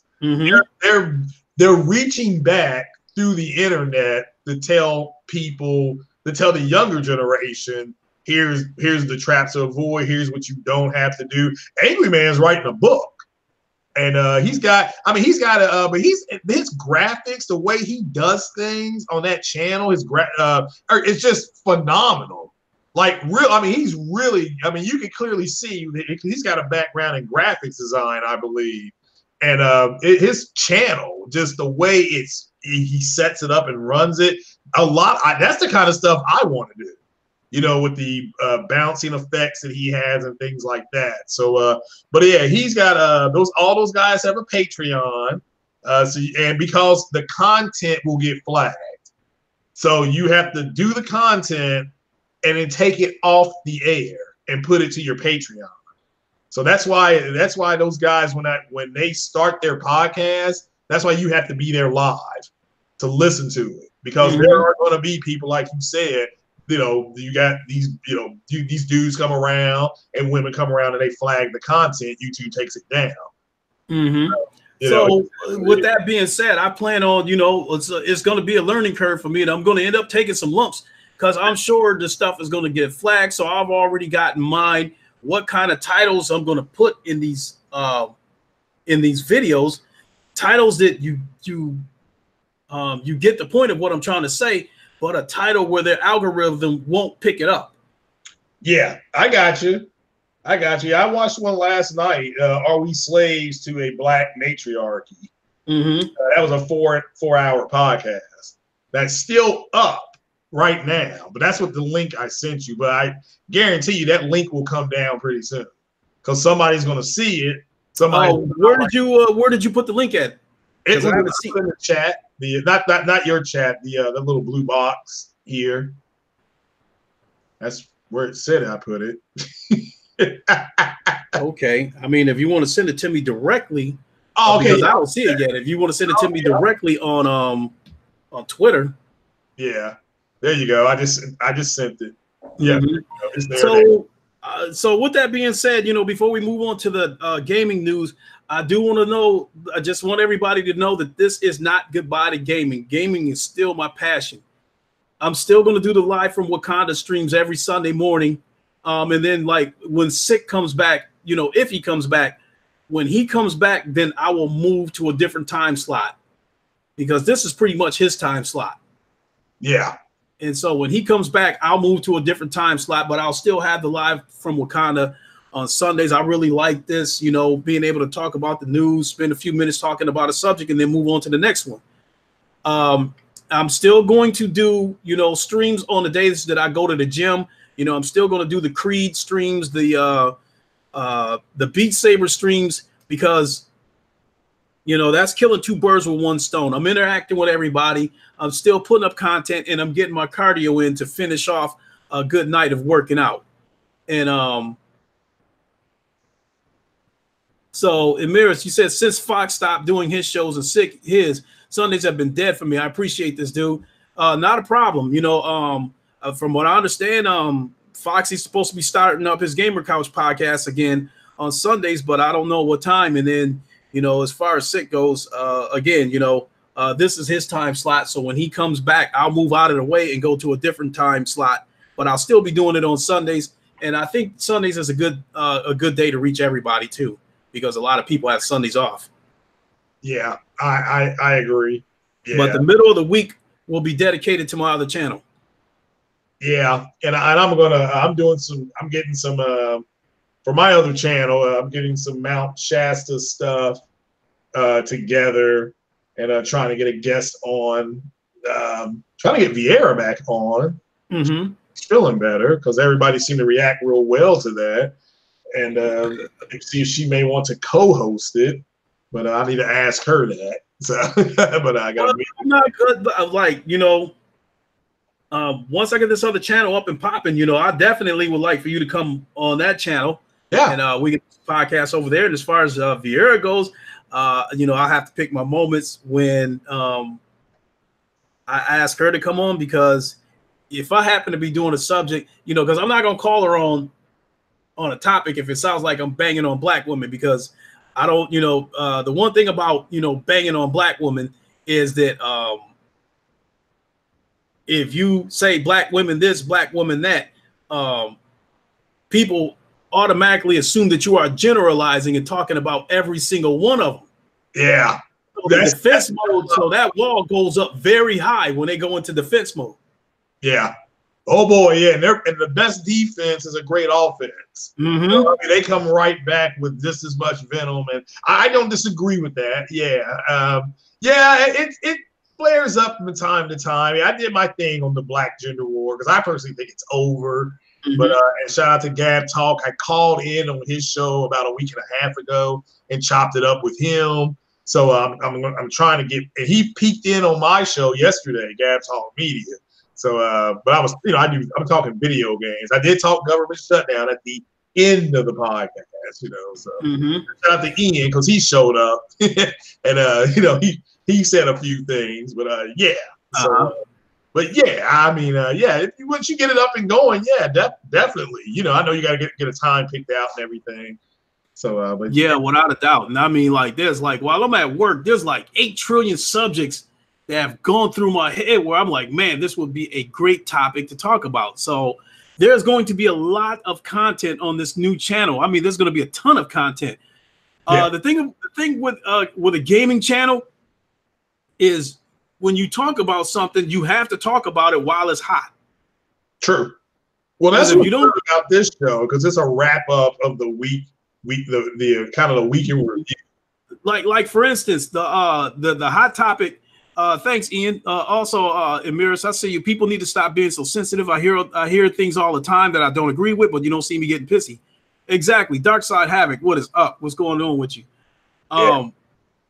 What I was going to say, for example, is the situation with the Anthem demo where I hear about shit crashing and stuff like that.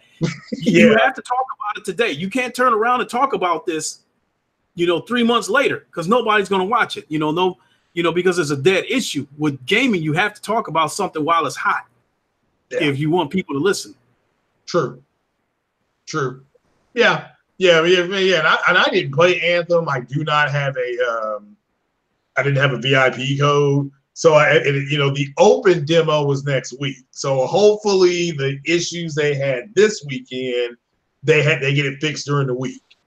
So that's all I can say, because I'll try it next weekend on PS4, because I'm not gonna reserve the game, because it's the same group of people that did My Face Is Tired, So and they trying to say, oh well, that was the C team, dude. EA and BioWare did a game where the chick said her face was tired, So I'm not buying it. Now, if somebody wants to gift it to me, or if I go to the Red Box and it's there and I rent it, that's one thing, but I'm not gonna physically buy that game, So, and then if I can get it to run at 60 FPS on my Xbox Scarlet, I might.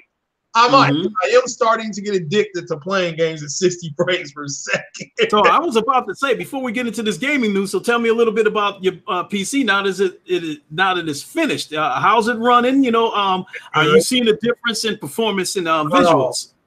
Yeah, there is when you can put something in. Like I did a benchmark test for Gears of War 4 yesterday, just to it took it like 45 seconds. It kind of looking at what it's doing.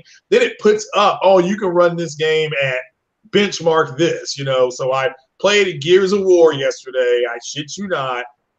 I went to 1440p, 90 frames per second in high settings. It blew me away. It was so fluid. I put down the joystick. I put down the gamepad. Same way I did with Detroit Become Human when that screen popped up for that game, and I just stared at it for like 10 minutes. Like, are you kidding me? But I didn't. Yeah. So there is a huge difference with the performance. I downloaded Steam again and did the big picture mode. I downloaded Eve Online, so I'm trying to learn how to play that with the mouse. So it's so there's just that's the main thing I don't like is that a lot of games are not supported by gamepad. Now a lot of the older games, but the performance things, my PC, because it's AMD married to AMD, all this overclocking, it just does it. My PC just overclock. It just does it. So I don't have to go in and change anything. But it's a big difference playing from 30 to 60. It's unfair. Okay, so what do you have your computer hooked up to? You got it hooked up to a monitor or to the TV? What? I'm at a monitor. I went out to Best Buy yesterday and I got the extension, the HDMI extension. But the TV kept, I say every 2 minutes, the TV kept cutting off. It would go black and then it would pop back up again. So it's just I've got a monitor. I've got a 1080p monitor, and I'm liking that. I've always gamed PC on monitor, and I'm gonna keep the PC gaming on monitor. I can play Forza Horizon 4 at 14. I played it at 1440p. It was over 100 frames a second yesterday, and it was amazing. I was blown away. So. And it wasn't steady. It got to 100 at peak. I was at 100. At one point, I think it dropped down. It was between 83 and 100 FPS. So, and you can lock it, because it has a variable rate. It gave me 60 FPS and it gave me 30. Now, when it gave me 30, it allowed me to start going up on the graphics. So I hooked that up to the TV. I was like, oh man, this is unfair. That's why I changed my thing to the PC is unfair. That's it is unfair when you're seeing games at 30. And in some games, like a Resident Evil, to me, I wouldn't want to play that game at 60 frames a second.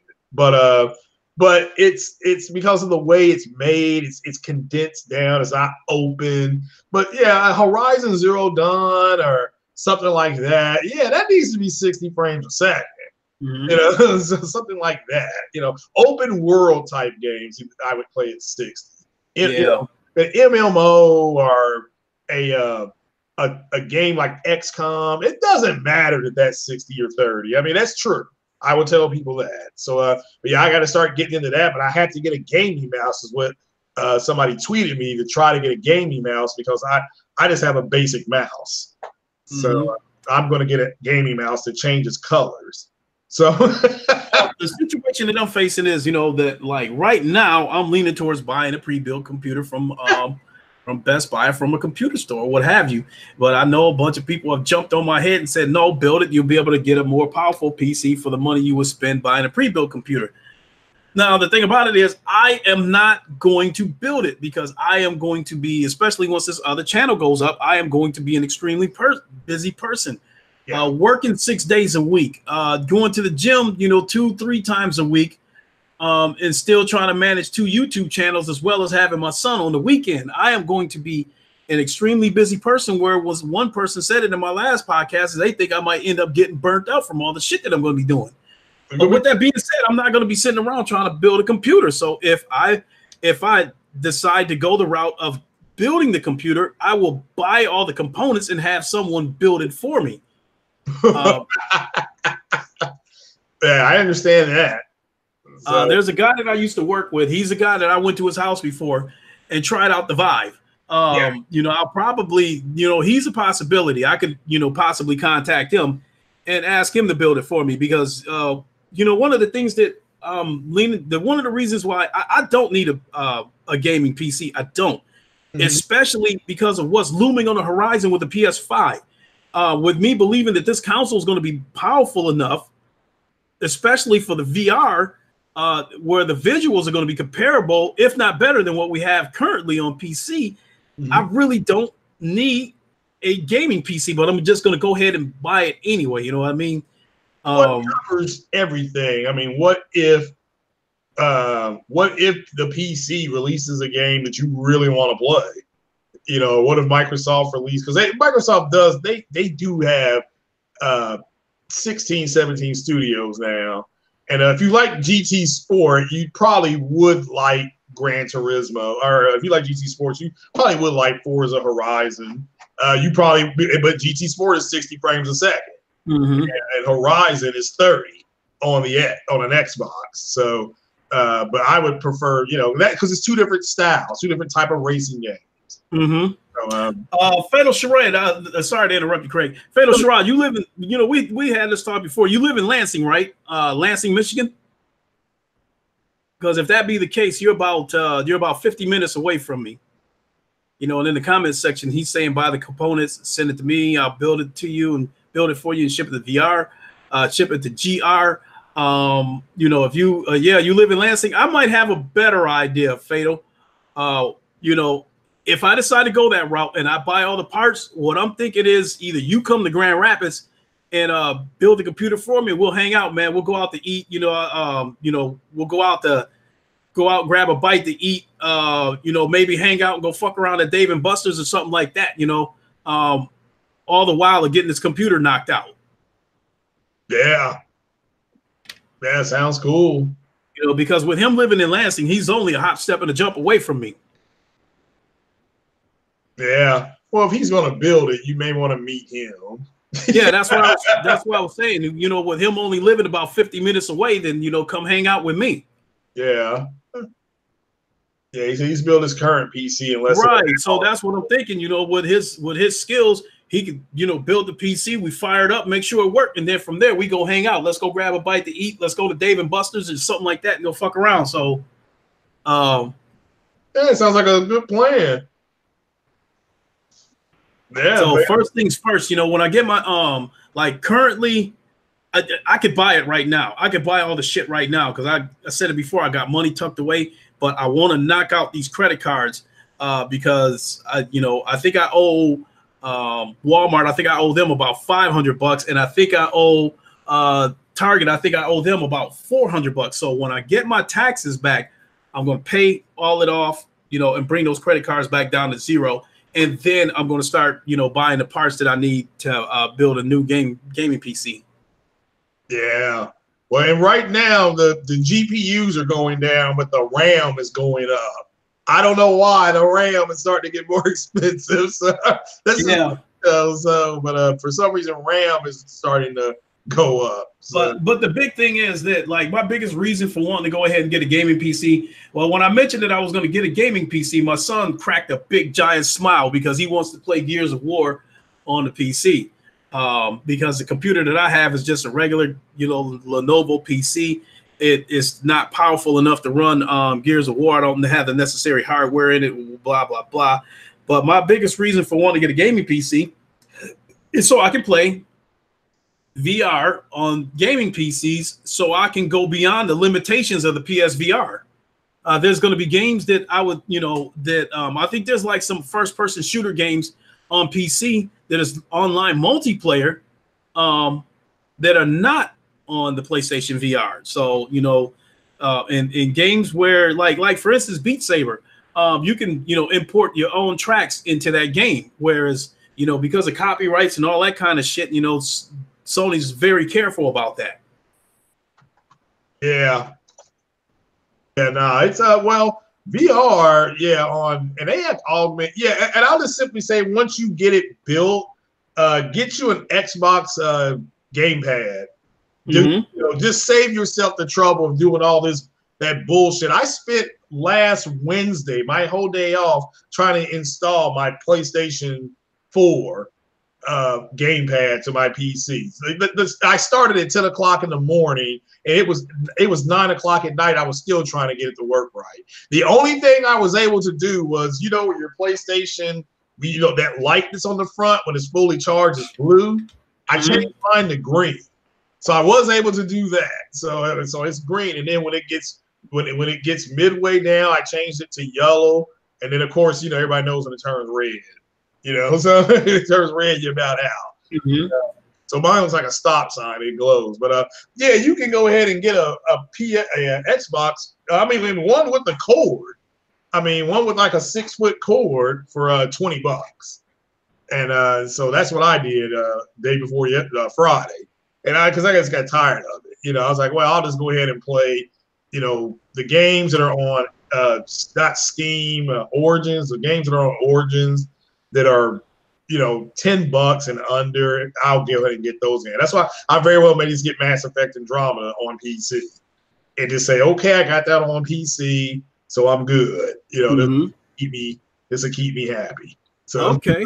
So I'm ready to get into the gaming news. I didn't take down a whole lot of gaming tidbits this week because of some of the stuff that I announced this was going on with me this week. But also, before we get into the gaming news, I also want to let everybody know that today that J-Tech will be having a podcast today, and he's invited some of us to come on that podcast with him. So I think I'm going to do that today once I get more information about what time he's going to go on and that kind of stuff. So if it does not interfere with me having to take my son home, then I think I will join him on his podcast. I think dude's okay. I don't think he's toxic the way everybody made it sound. The couple of his videos that I've seen, I didn't think it was toxic. It was super pro PlayStation, but it wasn't, I didn't think it was toxic. And then, after, when I was in that podcast with him a couple of weeks ago, he was cool. And then the big thing I give him credit for was when he came onto the Roundtable podcast a few weeks ago, one of the first things that happened was the Thrash told him, he said straight up, he thought Porter Rock ripped him in half. But at the same time, he said that, he accomplished something that shocked everybody, that nobody had ever seen Porter Rock that mad before. And J-Tech was cool about it. He took the criticism and was cool with it, so I was like, okay, he didn't go into defense mode and, and stuff like that. And I thought it was cool. So with that being said, he has a podcast today, and it doesn't interfere with me taking my son home. I think I'll join him. Yeah. Well, again, my whole thing on him is that he just blocks people like a bitch. I think I've been hearing lately that he's been unblocking some people. Well, that's fine. And maybe I'm not here to say that a man can't change. But yeah, he's just on some he's just on some bullshit. Like I said, when he blocked me, he was streaming E3. He was streaming it. I was a sub. This was back when Microsoft and Sony went the same day. Microsoft would go first, Sony would go second.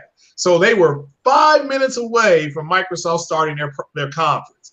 I asked in the chat, hey, what do you guys think Microsoft is going to show? ? He blocked me for asking about Microsoft. Oh, wow. It's a bitch move.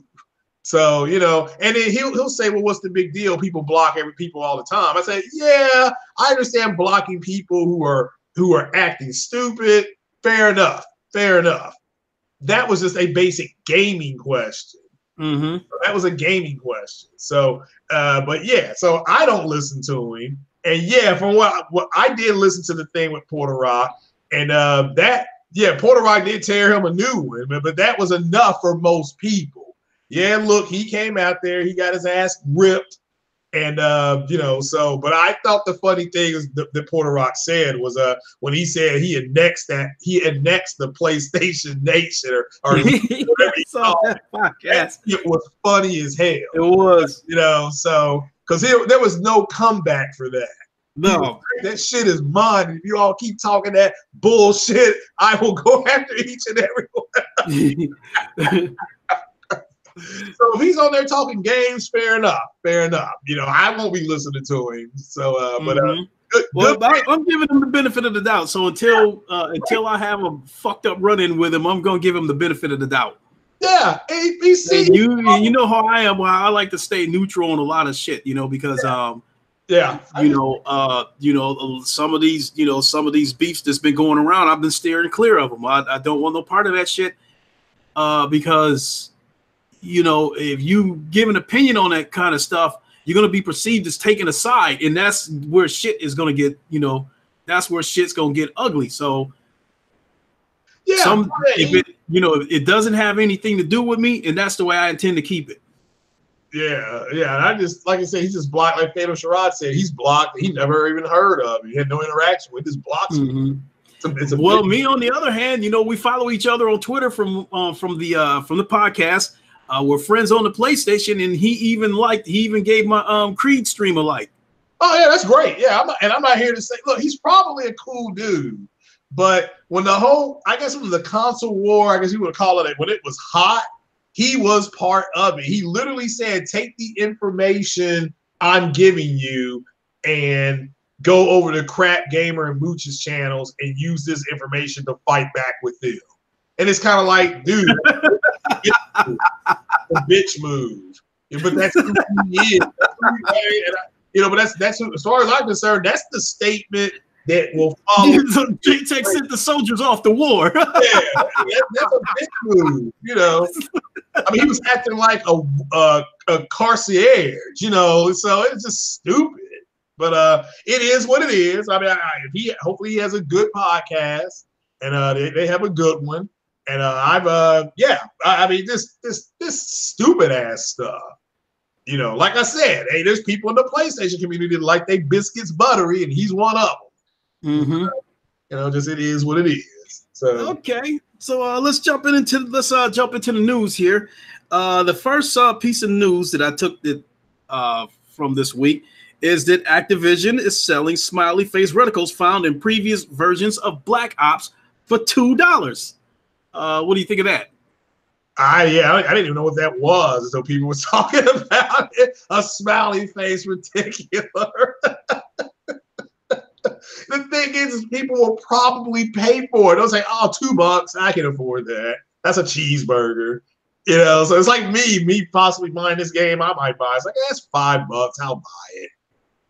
To me, this has gone far beyond egregious. It's gotten to the point of desperation. Now they're starting to look like a desperate company instead of a greedy one. Yeah. Well, I mean, their whole notion is people got to understand it's about what the shareholders want. It's not, and the shareholders want more money. And if they don't care if they have to disrupt the gaming mantra, you know, you just don't buy their games. I can't buy into that shareholder shit anymore after they gave this new CFO a $15 million signing bonus. Oh, yeah. That's probably part of his deal. I mean, again, if you could walk into your boss's office now and ask for that, would you? What's that? Would you ask your boss for a $15 million signing bonus? Well, so look, what all this stuff is happening at the same time. The CFO gets a $15 million signing bonus. Yeah. Activision Blizzard is being told to tighten this belt up and start making some cuts, so they can, you know, cut labor and that kind of stuff. I think people have been paid to take, you know, basically they've been paid to quit. They've been given buyouts. True. And then, you know, this news of the $2 reticle comes on the heels of just 2 weeks ago. We were talking about Activision selling a red dot reticle for $1. True. Yeah, and again, they're going to try to milk the money any way they can. I don't disagree with you. Mm-hmm. And so I'm hearing it over, you know, some of the videos, some of the articles that I've read, like it's almost like damn near panic over in Activision Blizzard. You know, probably because the numbers that they're looking at for Q1 and Q2 don't look good. So they're going to panic and say, well, in order for them to maintain a certain level, we got to cut here, here, and here. Mm-hmm. And that's what you're seeing them do. That's what you're seeing them do. So and again, they're shareholders and they don't care. They're all about their money. They're these investment banks. See, well, a lot of these companies, these gaming companies, they got backed by investment banks. That was the beginning of the end of gaming. It's now a major. It's always been a business, but now it's a business to the point where it's in your face. So and it's they don't care about it. So I mean, again, if they thought they could ask $5 for those faces, those smiling things, they would have done it. They would have done it. So it's yeah, just to me, don't buy their games. Mm-hmm. Like but like if I'm working at I worked for this company called Lax. Mm-hmm. They've got a lot of plants over in the Grand Rapids area and surrounding areas. Uh-huh. They've got about 15 plants, and I think they got a couple of plants in North Carolina. Yeah. You may not heard of them, but their product is probably on your car. Mm-hmm. They make grills for GM cars, for Ford cars. Basically, they make these grills from plastic, and even hubcaps make them from plastic. They mold them from plastic, and then they'll dip them into the solution that chromes them. Oh, okay. So if you've owned a Ford Explorer, Lax definitely made the grill for that Ford Explorer. Mm-hmm. And so they're a subsidiary. Mm-hmm. Okay. I mean, they're contracted by Ford, so they're not, so not much under a Ford umbrella, because they, do work for GM. We've made Buick grills before and that kind of stuff. So, so their pay scale.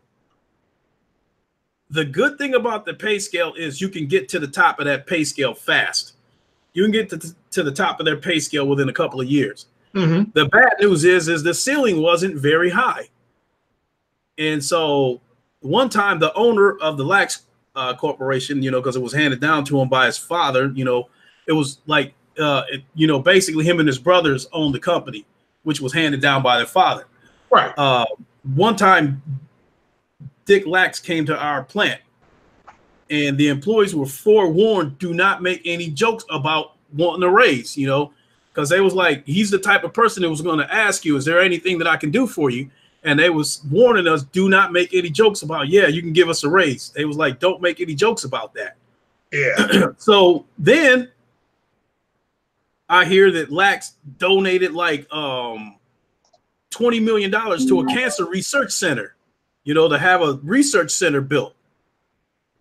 And so naturally, because they donated that money, it's called the Lax Cancer Research Center. So they will more or less donate that money to have their name put on the building rather than having the building constructed. You know how that stuff goes.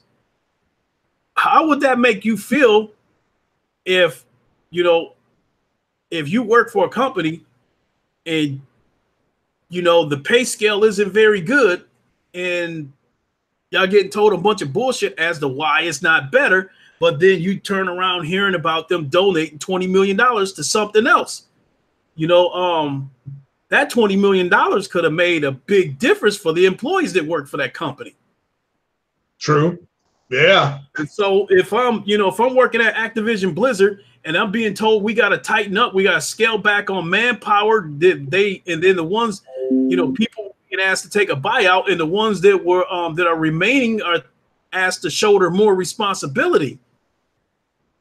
But they're not, I'm not hearing anything about them getting an increase in pay. But then you hear that the new boss of this company got a $15 million signing bonus.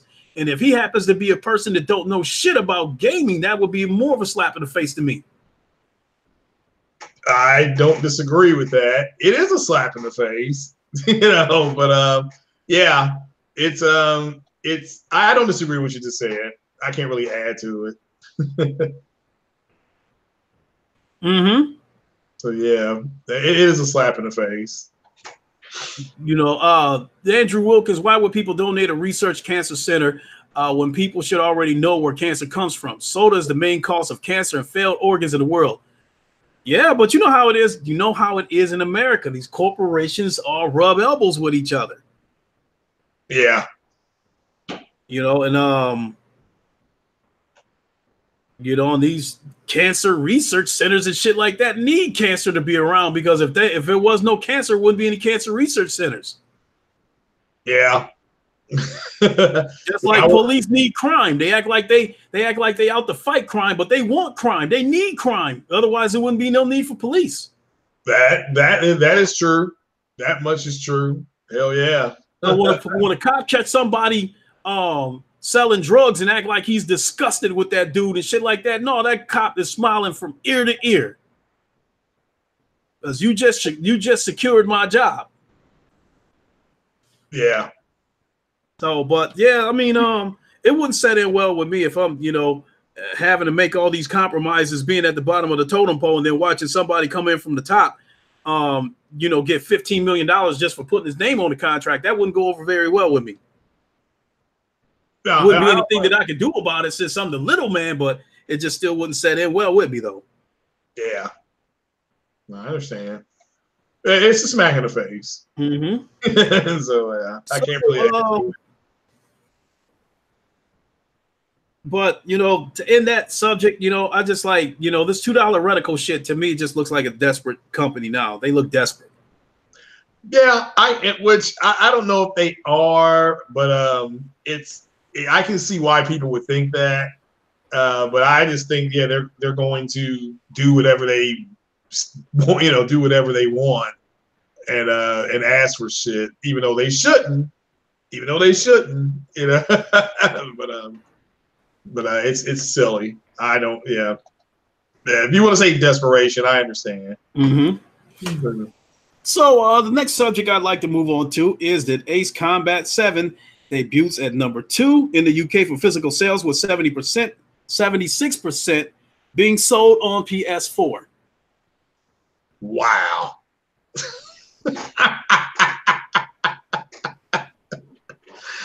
Yeah. This goes to show you who's playing games and who's not. I mean, again, it's to a point where it's dominant. This is total domination. So, yeah, it's crazy. That's why it's kind of like, all right, it's a surprise now if that's not the number. You know, it's gonna everything. It's like with Resident Evil. There's not a doubt in my mind. It probably costs over 65%. Is doing that. You know, is done Resident Evil on the PlayStation. Mm-hmm. So those numbers, that 76% being sold on the PS4, I'm wondering how much the VR missions contributed to that. I know it was not going to account for 50% or anything like that, but I can't help but to believe that the VR aspect of this game definitely contributed to the success of this game debuting at number 2 in the UK. Yeah, it doesn't hurt to have that option.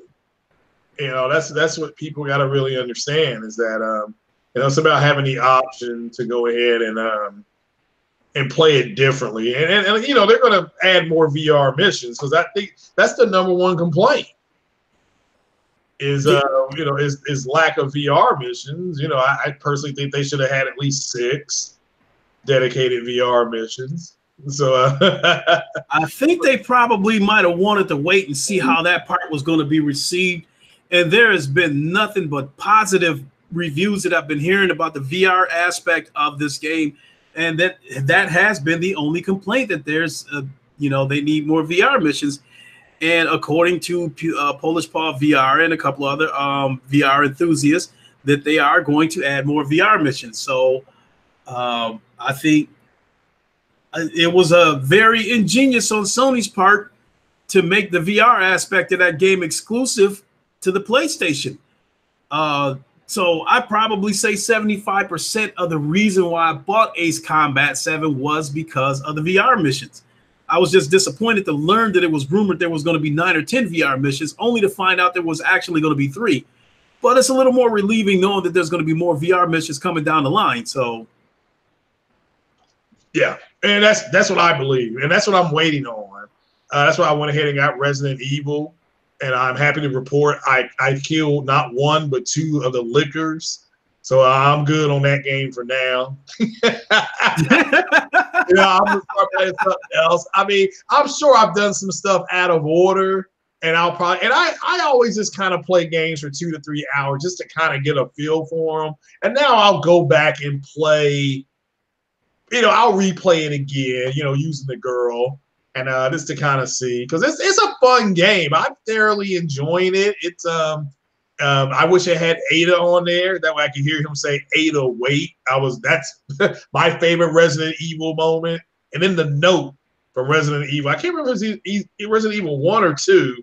That guy turned into a zombie, and he said he was itchy taste because he was wanting to eat stuff. But I haven't found that note yet. But the game is. I found the STARS office. I started laughing about that. And so it's a cool game. It's just stuff that, there's stuff that, like, you need more room. You have to, I'll just simply say, I'm not going to spoil nothing. You have to manage your supplies well.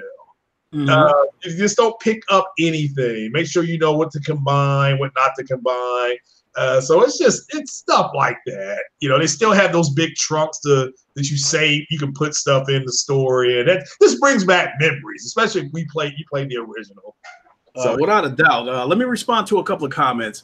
Yeah. First one is George Bush doesn't care about black people. You getting ready to go to the gym. Just wanted to say what's up, everybody, and I have to go now. Hey, thanks for popping in and showing your support. I really, really appreciate it. What's up, man? Thanks for coming by.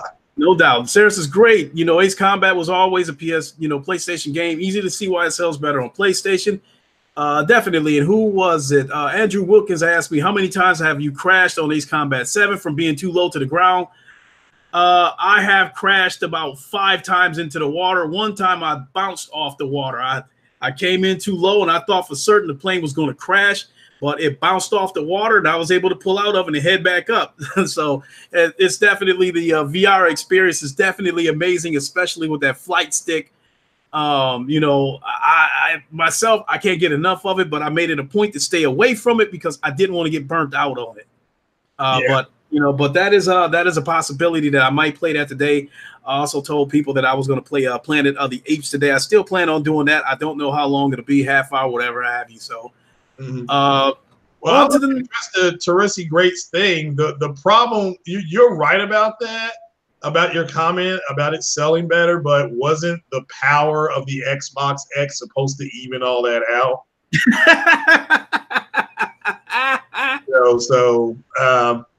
And Resident Evil going multi-plat years ago, and again, to me, it wasn't a big deal because I think it was Code Veronica X is one of the best Resident Evil games you'll play. I think it was I don't know if it was a remake of 3 or it was something like that. It was like an offshoot of something else. And I think it was Code Veronica. Maybe I can't remember. But at the end of the day, the power of the Xbox was supposed to cure all that. Everybody was supposed to go buy the Xbox because of the power. And it turned out, at least on that game, the PlayStation version actually runs better. And they're both the same resolution, and it runs better. So yeah, but go ahead, Lincoln. Okay. Next topic. Let's see here. EA admits the demo economy for Anthem will be different from actual release to garner positive reviews from a gaming website. So from what I'm understanding is that reviewers and gaming sites have gotten the good version of Anthem, basically minus microtransactions or any sign of any kind of, microtransactions in order to get good positive reviews from it. And EA has admitted that the version that the writers have gotten is different from what customers are going to get. What do you think of that? Trash. I mean, again, like I said, hopefully everything that's going on with that game, good or bad, is fixed next week because that's when the public demo hits. That's when the public demo hits. Is next. Is it Monday? Let me look at next Friday. So I guess hell, I guess it's just coming Friday. The public demo happens. So the first, I think it's the first to the third. So I certainly hope that they get it fixed. But from my understanding of Anthem, it looks good and stuff like that. Digital Foundry just released their PC analyst of Resident Evil 2, the remake. But yeah, it's unfortunate that it's off to a rocky start. You know, that's all I can say. Mm-hmm. I would be pissed. Now, I paid to get early access, and you're getting a junky version of the demo. Yeah. So, with that being said, I think the strategy of these third-party developers whose main purpose is to put egregious microtransactions into these games, it seems like they're starting to take on a strategy of waiting until the game is in everybody's hands before they implement these microtransactions, because I'm under the impressions that sales peak at the beginning when a game first launches. That's when sales are at its peak. And I think once sales start to decline, or once they start to level out, is when they put in the microtransactions. With that being said, how long do you think it will take before EA puts the microtransactions in Anthem? Oh, but I give them about 6 weeks. About a month and a half? Huh? So you're guessing about a month and a half? Yeah, about a month and a half. Because if you really think about it, that game comes out in February. I think Metro comes out in February. Crackdown comes out in February. There's March is kind of a neutral ground. So towards the end of March, before Days Gone comes out, they may want to get it out before Days Gone comes out.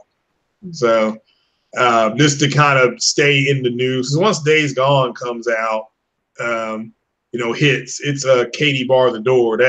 That game is looking like, March I think has MLB The Show, so 2 different audiences, for that game, for those games. So yeah, I say 6 weeks. I just wish they do the way CD Projekt Red did it. They had so much free stuff with The Witcher that when they finally did their first pay microtransaction, you almost felt guilty for not trying it. I mean, the Master Mirror, whatever it was called, it was a good DLC, but you felt bad for not trying it. So because it was so immersive and added to the story. I just wish more AAA developers would do that. Just give a bunch of free stuff. And then we will kind of feel like, you almost felt obligated. Like I said, when I got that stuff, I feel like I should at least give them a try, because they gave me a lot of free stuff on this game. And they gave everybody free stuff for your horse, free Witcher gear. I mean, you didn't have to pay for it. They just added it to the game. As part of your master armor. Now, you had to go get a master armor to make it, but it wasn't like you could pay for it. And people complain about that. I remember that. People are like, well, I should just be able to pay an extra, $9.99 and get it, but they gave you free extra outfits for the, for like Yennefer and Triss and, Suri, alternate, those are all free. So yeah, it was disappointing. So it's disappointing. I really hope that they go back to that. Okay. So the next subject is keeping with this Anthem topic, and you can maybe I don't know what's going on with this because I haven't played it, but the hot topic that's been going on this weekend is the Anthem demo fail. Something about the servers crashing and whatnot. So maybe you can explain that to me and enlighten me on what's going on, and give me your opinion about it. Well, they know about it. The people were saying it was an EA issue, and then Casey Hudson come out and said, well, it wasn't an EA issue. It was something going on with that server bank. So, but people were having trouble getting games, and some people, it was better on Saturday than it was Friday. And I hope they extend the demo for at least for the Xbox, because they got ripped. If you pay early access to get in, give those guys till Tuesday, maybe Tuesday at 4 or something like that, because that's not fair. They almost lost a whole day waiting for that beta to start acting right. So then people got in and then they got booted out, and they had the give a code away to a friend and they took that away. It's just all the stuff that came up, and it wasn't the smoothest opening. Like I said, I certainly hope they get that shit all fixed by next Friday. Yeah, definitely, because that's not going to look good for them having those kind of problems. And so before moving on to the last subject, I do want to say that I've said this before, and I will say it again, that I think that if EA should happen to open their mouths and bring these social justice warrior issues into this shit again, if they bring social, gender, cultural issues into this game, the game will probably get off to a rocky start, and they will find themselves in the same situation that they are in with Battlefield 5. Therefore, I think they will end up taking the Microsoft route and only make the games, that are the bread and butter of EA. And I'm talking about the FIFAs and the Maddens and maybe the NHL games that they can, make over and over, each year with little effort, but still monetize the shit out of them with microtransactions. So I think I think if Anthem fails, because if Anthem fails, it would be most likely EA's own fault for opening their mouth and bringing social issues and shit like that into the game. But again, if the game fails, I think that will be EA's last venture on new IPs. I think they'll be done taking chances on new IPs. Yeah, I mean, I didn't know they did anything like that. The Anthem, I don't think it'll fail. It may underperform, but I don't think it'll fail. Fail by their expectations of what they're looking at. Their projected goals and that kind of stuff. Yeah, it may underperform, but it's going to sell. There's people excited for it. I mean, I may get it on PC because I can run it at over 60 frames a second. So that's kind of where I'm leaning towards. If I'm going to buy it at all, it'll be on PC. And like I said, if somebody wants to play on console, if it's at the red box, I'll rent it, Mm-hmm. But no, I didn't think they had done anything like that. As far as, I didn't care about them putting whoever, a woman on the cover of Battlefield 1. Hell, they put a black person on the cover of Battlefield, the last Battlefield game, and people were screaming about that, like black people didn't fight in World War I. So yeah, her being, they had female snipers in Poland and Russia and stuff like that, and she was just a avatar for them, so I didn't look at it as any more than that. So, but they hide their prejudice behind somebody's trying to push them out. It's like, are you kidding me? Are you Battlefield 1, 2, 3, and 4? I think had tanks on it or something like that, and maybe they should go back to that. But Anthem will fail because you have the Mass Effect community that's still upset over what happened with Mass Effect. And they're openly not supporting the game. They've said it. Hey, look, they've said it. I'm done with EA after what they did to Mass Effect, and like I said, the only EA game I bought after Mass Effect was Madden.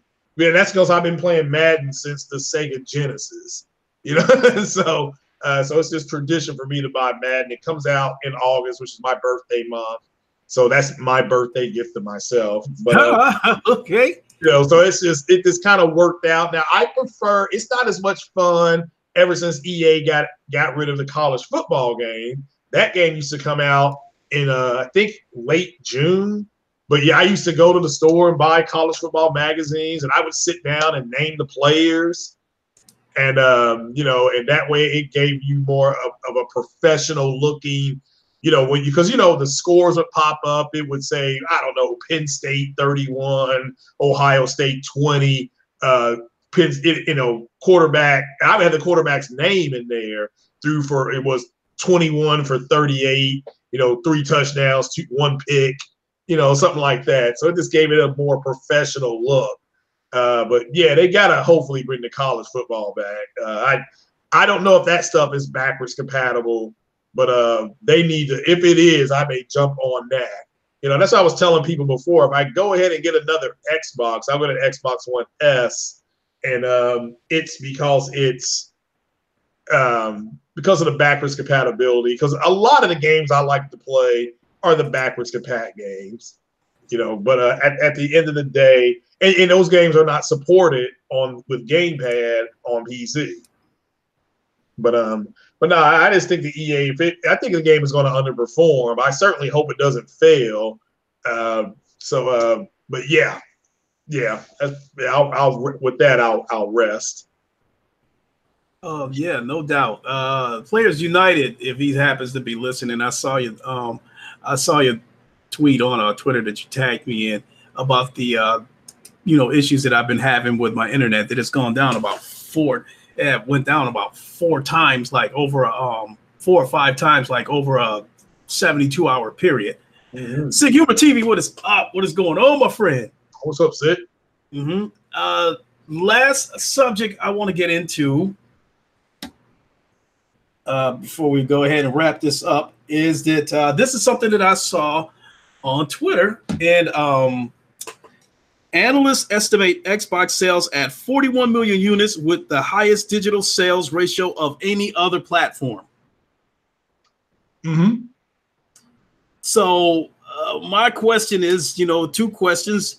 Do you believe that they sold 41 million units? Yeah. And the other one is, do you believe that they have the highest digital sales ratio of any other platform, being that they have a reputation for not buying games over there? I don't understand the digital part of it. As far as them selling about 40 to 41 million, that sounds right. I think what they're trying to say is, out of those so-called 41 million units sold, that those 41 million owners, or however, they have the highest ratio of purchasing digital content than any other platform. And I kind of find it hard to believe because, for one, they have a reputation of not buying games. True. And 2, Sony doesn't want you to keep your money because they're always having flash sales. You always seeing games over there for $5, $10, $15, and $20. And and you end up buying games that you don't have any intentions of playing because it was on sale at a rock bottom price. With that being said, I find it hard to believe that they have the highest digital sales ratio over there in terms of people purchasing content over there. I find it hard to believe.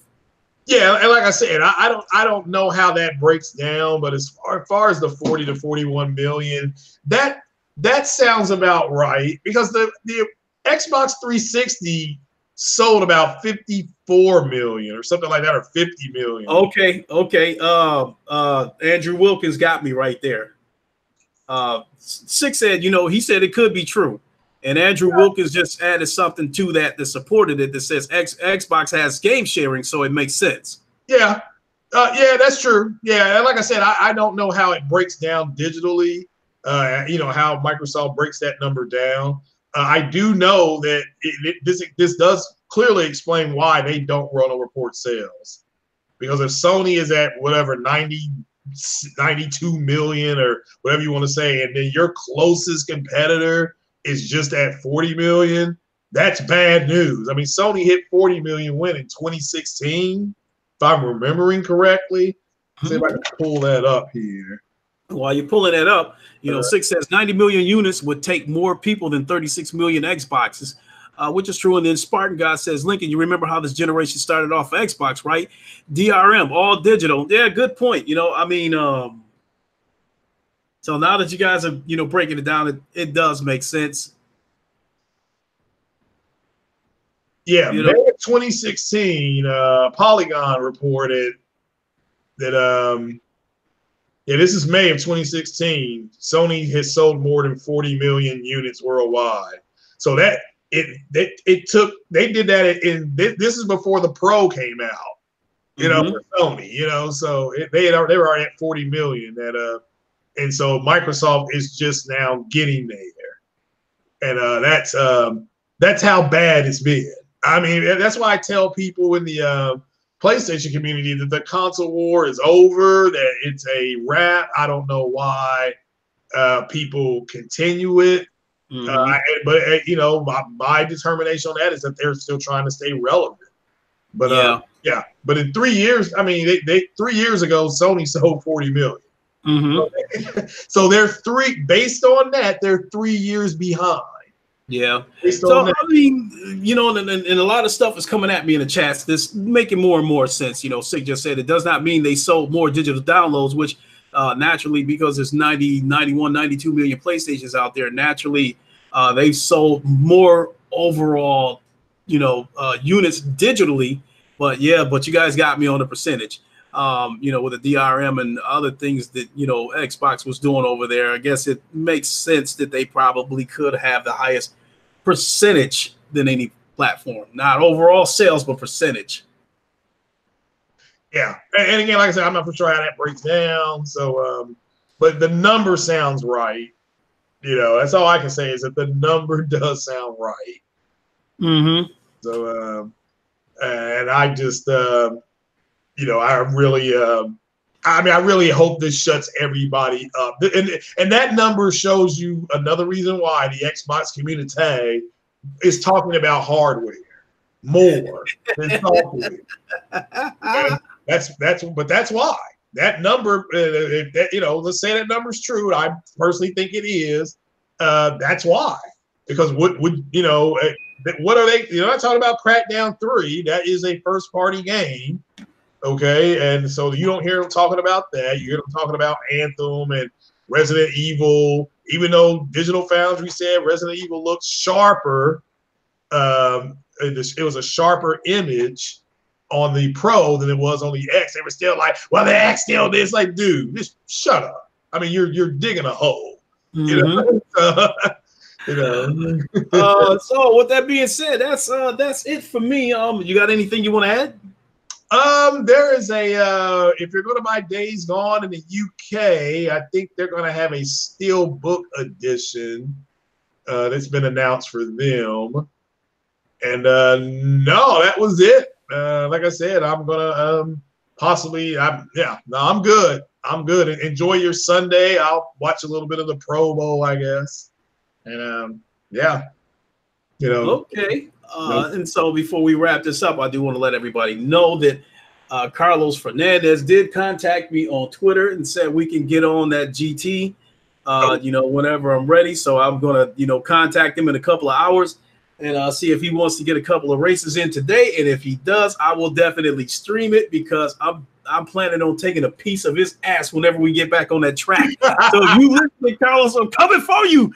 Yeah. Shout out to J-Dub City. I think he went on vacation or he took a trip. So happy travels, my brother. And when you get back, give me a call so I can tell you about that VR game I got in my head. I can't get it out of my head. So maybe that VR game. Yeah, that's one I'm thinking about. I wanted to run it by him because he's a software guy to see. Oh, you mean you got an idea for a VR game? Yeah, I wanted to run it by him. Just he's got a good business acumen, and just maybe just kind of see if he thinks it's a good idea. Because if he says it's corny, because I trust his opinion. Mm-hmm. And so because he's kind of I won't give away what he does, but let's just say he's got a good business IQ on these things. So okay. You're a much bigger VR player. So once I run it by him, if he thinks it's good, I'll definitely talk to you about it. Okay, I spent some time talking with Amir 17 on the PlayStation chat about an idea that he had for a VR game, which I think it is a type of game that I think it's a great idea. What we talked about is that I think it would definitely be a game for the next generation, being how detailed and interactive this game would be. And it is definitely the type of game where if it was something he could make come to fruition, it would definitely be a AAA type game. Okay. Yeah, which is something they said they were going to invest in. So so yeah, that's always good. That kind of see if they're going to put the money where their mouth is. Yeah. So with that being said, that's one of the reasons why I'm really excited for the Dreams game. I have no intentions of creating any games on this Dreams game. I want to see what everybody else does. And if you can make VR games using this Dreams, software, I can't wait to see what kind of stuff people are going to put on there. So with that being said, I'm definitely looking forward to Dreams. Dreams is definitely a game that's going to be on my radar. I've spoken to Amiris about that. If that is a game that he plans on getting, because I'd love to see what he could do with it, because he's into coding and that kind of stuff. and which at some point I'm going to have him come on the show, and talk about, a little bit what he has plans, without giving away too much. But, that is something that's down the pipeline, having him come on and talking about what his plans are. Yeah, it's always good. Yeah, always good. I think we all need to stay in touch with each other, just kind of keep each other in the loop. I definitely will. And yeah, I mean, you can tweet. I think it's a Media Molecule that did Dreams. Maybe tweet them to see if you can make VR type games in their thing, in their software. Because I didn't know that's what it was. It's like it's a game about making a game. You make your own game, and I'm kind of like, oh, well, if they're going to give you, so they said it's like a dev kit or a tool kit, it's something like that. I'm like, well, maybe it shouldn't be $59.99. I think it's going to be. I think it's an audition, because there's no way that Sony's going to put out a game like this, where you're giving people the tools to create games without looking at this. And I think Sony's going to handpick. I think they're going to pluck a couple of people out of this game to have them join their team. Oh, yeah, it wouldn't shock me. There's already some good-looking stuff out there that I've seen on Dreams. Some people have made some highly detailed, very good-looking stuff, and I think Sony is looking at all of this. And I think Sony, like I said, I think they're gonna, they're looking for hidden talent. I think they're using this game to look for hidden talent, and I think they're gonna pluck a couple of them and have them join the Sony team. Yeah, that wouldn't shock me. Yeah, that wouldn't shock me at all. Oh yeah, it's yeah, we'll have to wait and see. But it's it piqued my interest when the people were literally saying that well, you can go in there and make a game, make your own game. The Spartan guy said, Lincoln, they said that was their plan. Yeah, but I mean, I didn't see any I didn't see any official word from Sony saying that was the plan. That's just, what me putting two and two together, coming up with that. Because I'm like, there's going to be so much talent out there. How can you do something like this and not be overseeing it? Carlos Fernandez, I was just mentioning you that I'm, in a couple of hours, I'm going to come looking for you because I plan on taking a piece of your ass on GT Sport. The smoke! The smoke! The smoke! So if I hook up with Carlos in a little while, we get this race on, you're welcome to join us, Craig. Oh yeah, if I'm around, I definitely will. If not, if I may be playing Mass Effect on the PC though. Oh God, I wish so bad that they could do that GT Sport multiplayer VR. Yeah, and who knows, maybe the next GT Sport they'll get that. It could be something that they're working on. So, I know they showed it running in 8K, and it made everybody mad in the Xbox community. I have not seen that yet. Christopher Hart, what is up? I'll have to go back and check that out. Yeah, they ran a demo, and people are like, well, that's not 8K native. I'm like, no, it's 8K up. It's 4K upscale to 8K. So it's 8K. I mean, the final output is 8K. That's what people don't understand about upscaling. It's whatever the output is. It's not where you start at the base. So, it is what it is. So we learn something new every day. Exactly. So with that being said, I'm about ready to close shop. Do you want to shout yourself out before you board your shuttle? Yeah, before the other guards have come back in and given me that nod. So the Dora Milaje, they don't play around. So, but yeah, it's Craig Harris. With the king of Xbox, with the most powerful Xbox in the world. So come check me out over on Craig Harris Talks Games, and shout out to Lincoln Clay, and I will be escorted out of Wakanda. Without a doubt, my guards will see Craig Harris to his ship, and I wish you a safe trip back to Kentucky. And for everybody else who visited Wakanda, there are parting gifts as you board your shuttles to head back home. I want to thank everybody for visiting Wakanda. With that being said, you guys know the drill. Give it a like and have a safe trip home. And we will see you guys again next week on Live from Wakanda. Thanks for tuning in, everybody. Y'all have a good one. Peace out.